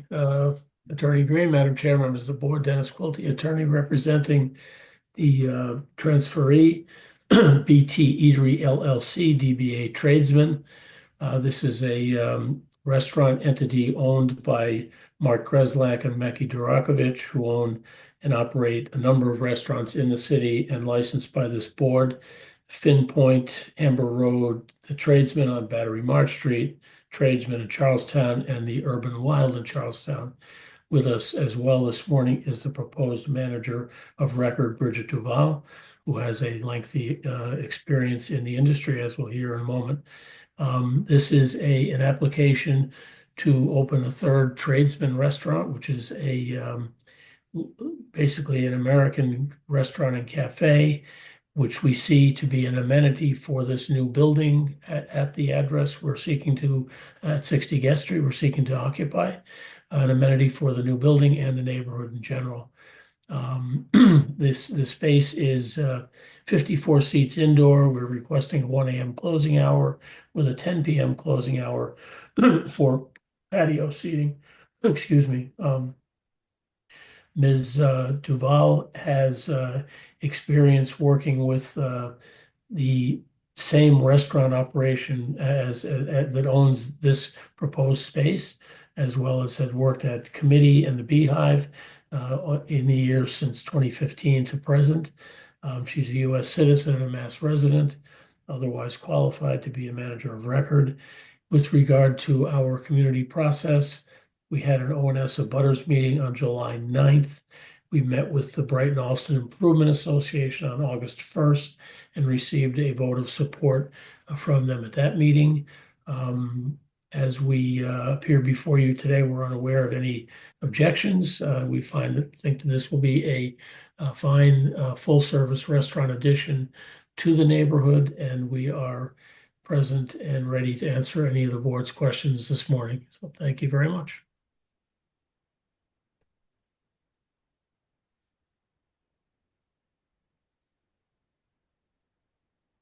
Thank you. We'll see if there are any questions at this time. Chairman Joyce? Thank you, Attorney. Did we cover the manager of record questions in your description? I or just no? suggested has experience in the industry over 10 years. She works presently for the same company which will own this operation at 60 Guest Street. She's a U.S. citizen, a Mass resident. So I think we covered it, but certainly. Are you familiar with the rules and regulations of the board, the ABCC, and the laws of the Commonwealth pertaining to the sale and service of alcohol? I am. Bridget, there she is. I have no questions. Commissioner Carr, Commissioner Saxon? No questions for me, thank you. None for me, thank you. Thank you. Are there any individuals who would like to testify on this matter, beginning with elected officials or their representatives? Yes, Madam Chair, members of the board, Connor Newman with the Mayor's Office of Neighborhood Services. This time, the Mayor's Office will defer to the judgment of this board. As you heard from the applicant's representation, ONS had hosted a butters meeting over the summer with no concerns raised. They went on to meet with the Brighton-Alston Improvement Association, which voted to support this proposal. With that, we'll defer to the board. Thank you. Thank you. Thank you, Madam Chair, members of the board. My name is Sydney. I'm from Councillor Flynn's office. Councillor Flynn would like to go on record in support. Thank you. Thank you. Thank you. Are there any other individuals who would like to testify on this matter? Seeing none, the board will take this under advisement as well. Thank you very much. Thank you.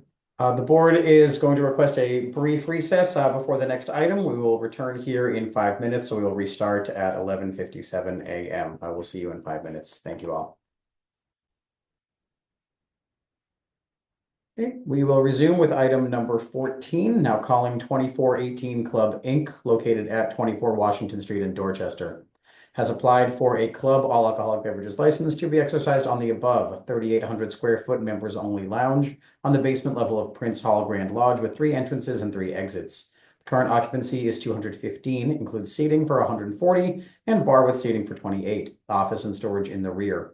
James Whitehead Jr., manager, 2 a.m. closing hour. And just for the board's awareness, this is an existing licensee who was unable to renew their license for 2025 due to the unavailability of previously approved officers. With that, who is present on behalf of the applicant? I am James Whitehead Jr. Great. Thank you for being with us, Mr. Whitehead. If you could please just briefly present the concept and any changes to the license to the board. Well, currently we have no we are doing no changes to the license at all. The proposal is it's as usual. This club was established over 50 years ago. It's a members club to provide service to the community. And as you mentioned about the previous manager, he fell sick and he actually passed away last week. Sorry to hear that. Thank you, Mr. Whitehead. Sorry for your loss. I'm going to walk you through the 4 manager of record questions we ask every applicant for manager of record, and you can answer yes or no. Are you a citizen? Yes. Are you a resident of Massachusetts? Yes, I am. Do you have experience in the food and beverage industry? Yes, I do. Over 40 years. I currently work for a university where we serve close to 2,000 students daily. I'm SURF certified. I'm also TIP certified. I'm also allergy certified. I also retired from the military, which on that end, I also did quartermaster overseeing cafeterias and things like that. A little nervous, new to me. Thank you. Are you familiar with the rules and regulations of our board, the ABCC and the laws of the Commonwealth as they pertain to the sale and service of alcohol? Yes, I am. Great, thank you. I have no questions. Commissioners, do you? I do not, thank you. No questions and our condolences. Thank you. Are there any individuals who would like to testify on this matter, beginning with elected officials or their representatives? Madam Chair, members of the board, Connor Newman with the Mayor's Office of Neighborhood Services. At this time, the Mayor's Office would like to defer to the judgment of this board. Due to no operational changes here, ONS did not require a community process. We don't envision any negative impacts on the neighborhood. With that, we'll defer to the board. Thank you. Thank you. Are there any other individuals who would like to testify on this matter? Board will take this under advisement. Thank you, Mr. Whitehead, for being with us. Thank you. Calling item number 15, Jazz Urbane Cafe LLC, doing business as Jazz Urbane Cafe, located at 2296 to 2306 Washington Street in Roxbury, has applied for a common victual or 7-day all alcoholic beverages license to be exercised on the above first floor and basement of municipal building located at 2296 to 2306 Washington Street, comprised of bar and table seating for 172, private dining with 15 seats, total indoor seating 187 seats. Kitchen, storage, office, washrooms, and green room located at rear of first floor. Additional storage in basement, altogether comprised of 7,800 square feet with 1 entrance and 2 exits. 2 a.m. interior closing hour. Manager William Banfield. Closing time 2 a.m. Attorney Dennis Quilty. Attorney Quilty.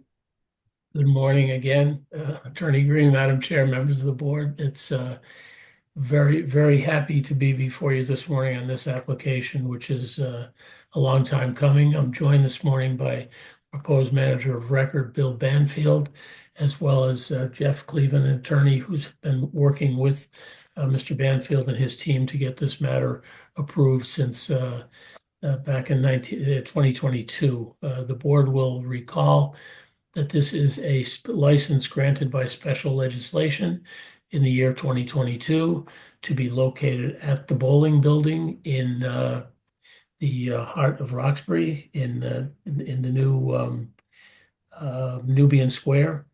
And this has been approved by the board previously in 2023. It was then sent to the ABCC where a number of administrative issues were discovered by the ABCC, which resulted in basically a return no action. The folks involved in this reached out to me in my office some time ago, and we began to help them right away to get this matter back before the board and hopefully back through you to the ABCC for final approval.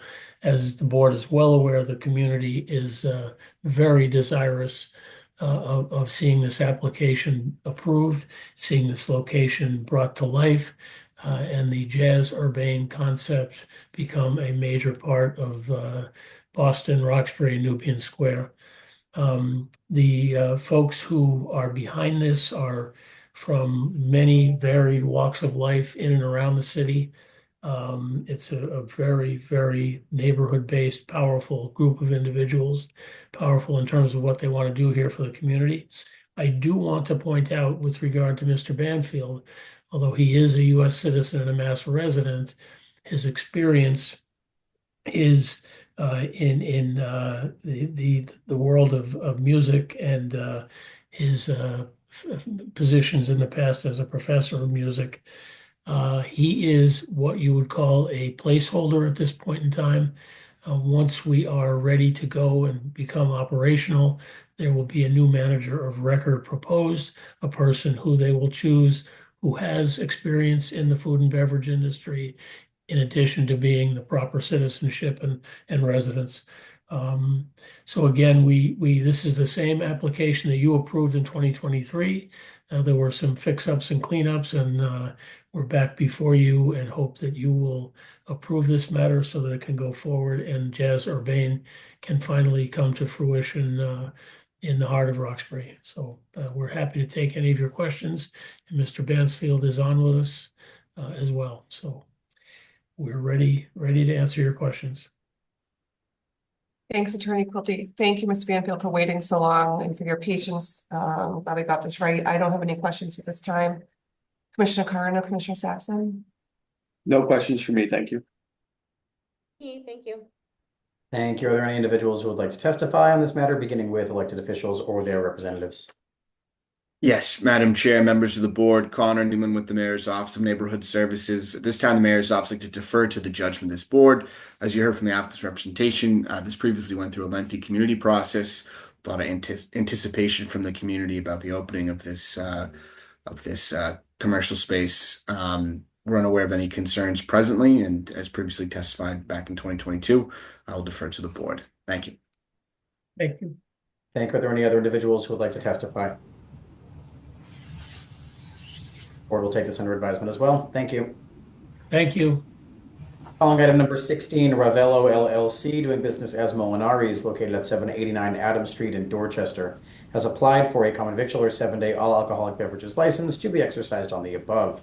4,000 square feet. First floor area consists of single entrance with outside vestibule, open kitchen of 326 square feet, a 12-seat bar and table seating for 36, 2 bathrooms, warewashing kitchen, 113 square feet, prep kitchen, 232 square feet, and basement for dry storage, 2,000 square feet. Manager Jeffrey Chincata, closing time 11 p.m. Attorney Lou Cassis. Attorney Cassis. Good morning, Attorney Green, Madam Chairman, members of the board, Lou Cassis for Molinari's. Molinari's has been a fixture in Adams Village now for about 8 years. They currently have a wine and malt with cordials license. They want to upgrade that to an all-alcoholic restaurant license. Mr. Sinclair has had 30 or 40 years experience in the industry. He was the head chef at Charles River Country Club for 25 years, has had Molinari's in Dorchester and also Ravello in Watertown for the last 7 or 8 years also.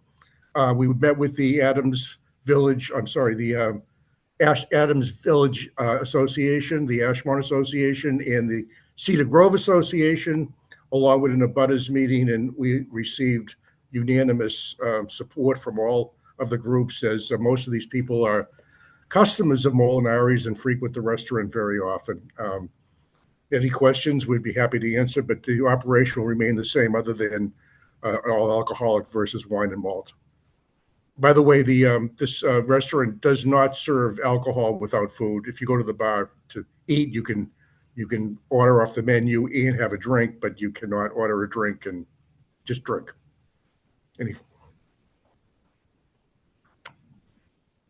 Thank you, Attorney, and thank you for joining us, Mr. Sincata. I don't have any questions. Commissioner Saxon or Commissioner Curran?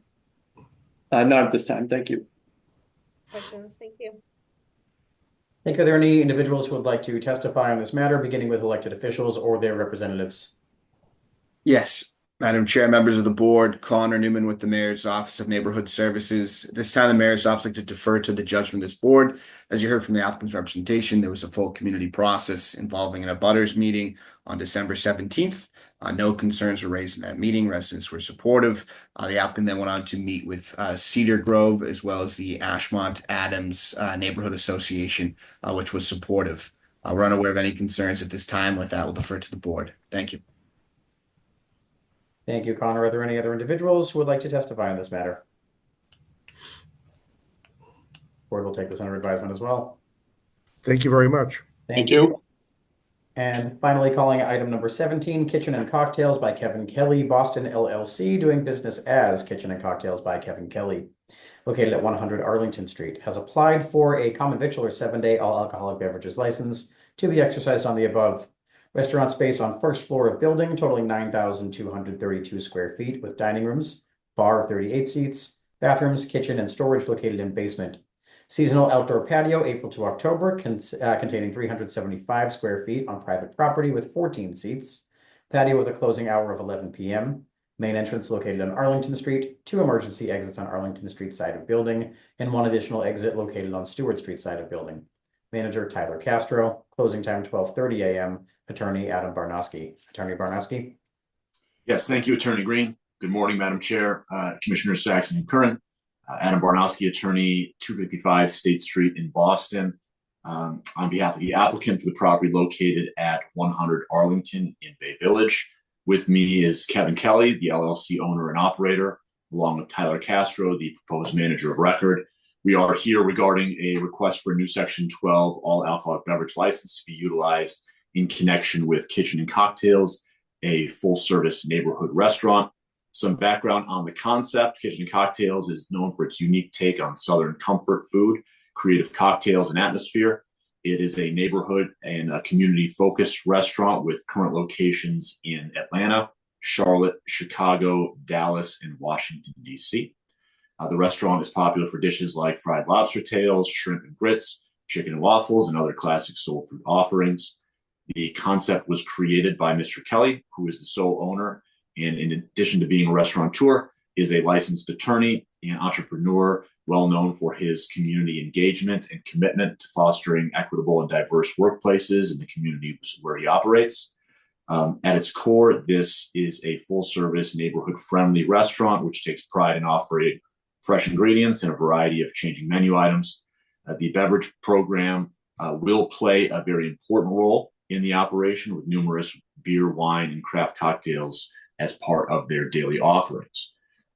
Briefly about the property, it's located on Arlington Street on the northern block of Bay Village, where Stewart and Columbus Avenue intersect on the corner of Piedmont, on the corner, sorry, with Piedmont Street to the south. The restaurant will be located on the ground floor of the Arlington, a 13-story mixed-use retail residential building. It will have approximately 9,200 square feet, seating for 181, including 38 bar seats, seasonal outdoor patio with 14 seats, approximately 375 square feet, with a main entrance on Arlington. The restaurant will open 7 days a week. We are seeking a closing hour of 12:30, although the operation will likely close at 10 p.m. on weekdays and 11 p.m. on weekends, consistent with their other locations. They will have lunch and dinner service with a brunch served on Saturday and Sunday. This will be a dining-centric establishment with a focus on food. However, as I mentioned, alcohol does play an important role here. But I do want to stress how this concept will be differentiated from other prior concepts at this location, with some former iterations having more of an evening focus, occasionally with promoter-driven entertainment. That is not Kitchen and Cocktails, which is a food and experience-driven restaurant without late-night entertainment. As I mentioned, Tyler Castro is the proposed manager of record. He has over 12 years of retail and hospitality experience in both ownership and management roles. For the last 4 years, he has held a director position with Kitchen and Cocktails and relocated to Boston to work on this new development. He will oversee hiring, training, management of alcohol sales and service. A resume was provided, which includes more of his experience. Briefly regarding community outreach, we have conducted extensive outreach. We've been in regular contact with the Mayor's Office of Neighborhood Services. The applicant and their team has met several times with the Bay Village Neighborhood Association, and there has been overwhelming support for Mr. Kelly, the proposed business, and for the activation of a new license here. So now I would like, if the board will allow it, to introduce Kevin Kelly to speak directly about his concept and about the project. And then if the chair would allow, after that, if I could talk briefly about the elements of public need. With that, Kevin? Well, good morning, good afternoon, everybody. How are you doing today? I'm really, really excited to be on. I don't know if you're ever going to get to me. It seems like it was 300 people speaking before, but I'm excited. Boston is really, really important to me and to my restaurant. We started this brand 4.5 years ago, and we were initially surprised at how much love and outpouring of support we've received across the country. But now that we've been in Dallas, Chicago, DC, Charlotte, Atlanta, and now we're planning to come to Boston, we're really, really happy. Boston was an awesome choice for us to come to. I actually came to Boston. My sons had a soccer game against Harvard. They lost the game, but I didn't see any food that was similar to what my restaurant has. And I said, this could be a very, very good opportunity for us to come to a good community and to bring things to the table that we think can make Boston better. And Boston is already fantastic, but what we offer is we offer Southern food. Our food primarily is chicken and waffles, shrimp and grits, catfish, creative cocktails, and the public has gravitated to this concept. We serve food that is often seen in the South in different areas, but now we're in primary areas that are across the country. In Dallas, we're in a 53,000 square foot building that I own that's next to a historic theater downtown. In DC, we are about a mile away from the White House. In Chicago, we're in the downtown area of River North. In Charlotte, we're in the downtown area called Uptown. And now we've been fortunate enough to come to Boston and find a fantastic space at 100 Arlington. We're very, very humbled and appreciative of the support that we've had. Since word has been announced that we're coming to the city, the community has been great to us. From our attorneys, our team, to even the people that we've been working with who are helping us with signage, so on and so forth. Boston has been fantastic, and we are committed to being fantastic to Boston too. I was even on vacation and ran into people from Boston, and they were speaking so well about the community and the need for this type of concept in Boston and the need for minorities to believe in Boston. And I do. And I'm going to bring the best to this community. I was going to share my screen, but I see that That's been taken off after the alley incident. But anyway, I'll kind of share what I was gonna give to you. We're active in the communities across the country. In Dallas, we have coat drives for 200 kids each year. We're going to do the same thing in the Boston area. In Dallas, we give away scholarships to 20+ college students a semester. We're going to do the same thing in the Boston area as well. We work with shelters. We work with the underprivileged. We do so much because the community is good to us. Our restaurants have had a good number of success, but with great success comes much obligation too. And we understand that coming to this market, we're going to have an obligation to this community, and we will make sure that we exceed the community's expectations. To start with opening this restaurant, we're going to bring 100 jobs to this community, and we're very, very excited about that. With the success that has come over the years, now there's big demand for our concept. In the past 2 weeks, I've looked at 25+ proposals for us to open in Miami, in Virginia Beach, in Houston, in a number of other places. And it's all good and dandy, but our focus right now is on Boston. And if given the opportunity to have a liquor license to come to this community, I can promise we're not going to let you down. We're going to give you our absolute best as it relates to hospitality. With that said, if there are any questions that you all would like for me to answer, I'm excited to talk. I'm excited to be on the call with you all, and I'm happy to give you whatever you may want from me. Great, thanks, Kevin. Madam Chair, may I talk a little bit about public need?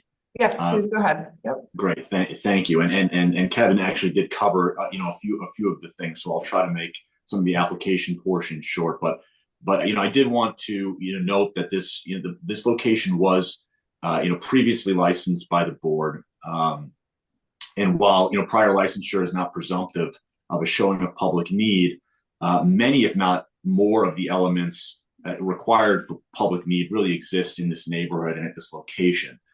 So regarding location saturation, the property, it's located in Bay Village. This neighborhood spans west from the Mass Pike and Columbus Avenue up easterly to where Stewart meets Charles, then down Tremont back to the Pike. And this property in particular sits on the northern portion of the Bay Village neighborhood.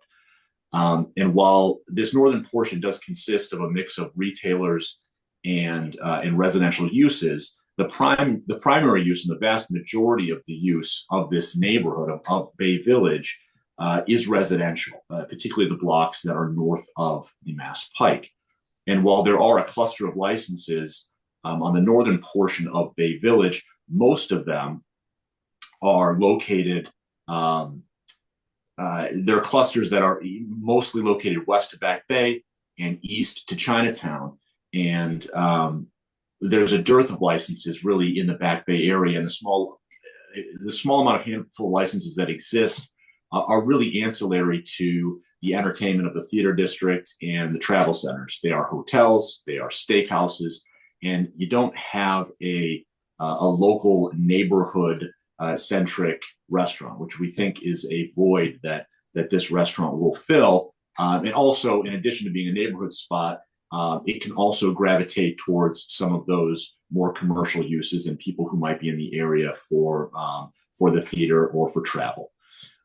So that is a unique element, and as it relates to the neighborhood and this proposed use. Now, as the board is aware, like in many other parts of the city, this area has seen a share of closures in recent years. A lot of it was related to fallout from the pandemic and some of the lagging investments since that time, in addition to licenses that have migrated elsewhere in the city. So it really creates an opening here for relicensure and reactivation of this space. Briefly, as public need relates to the concept, I think the board's going to find that Mr. Kelly's plans for Boston, they meet public need, and they particularly meet the public need that the board talked about at its hearing last month.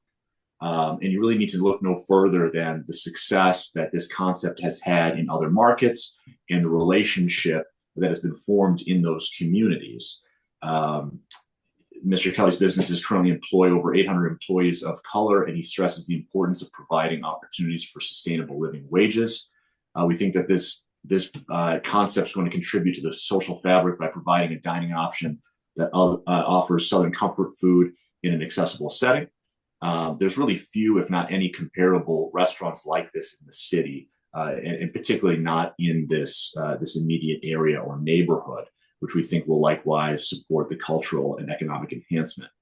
Um, Kevin mentioned some of the things that their businesses do in other communities. They have local book signings, coat drives. He had mentioned the scholarship. They have a sponsorship in support of other events like the Global Women Peace Network and Leading Ladies of Dallas. They've hosted civic community luncheons, meal giveaways, and anticipate that component, which has been in all of the other locations, will equally be in Boston. So all in all, it's a great concept. It's the right location with a civic component that's rarely seen in a business of this type. And a new license at this location would be significant in order to activate it. And while I'm mentioning it being the ideal location for the concept, the address does not avail itself, unfortunately, to some of the neighborhood restricted licenses that were recently issued, which is why we're here before you on an unrestricted license. But I do believe that the purpose behind the creation of those neighborhood restricted licenses would likewise be present here, along with the numerous cultural and opportunity benefits that the legislature sought to create by making those licenses available. And so with that, I think that the elements of public need are met here. We think this is a prime opportunity for both the applicant and the city. And we really thank you all for your time today. Happy to answer any questions you may have. Let me kind of jump on your back with this, Adam, too.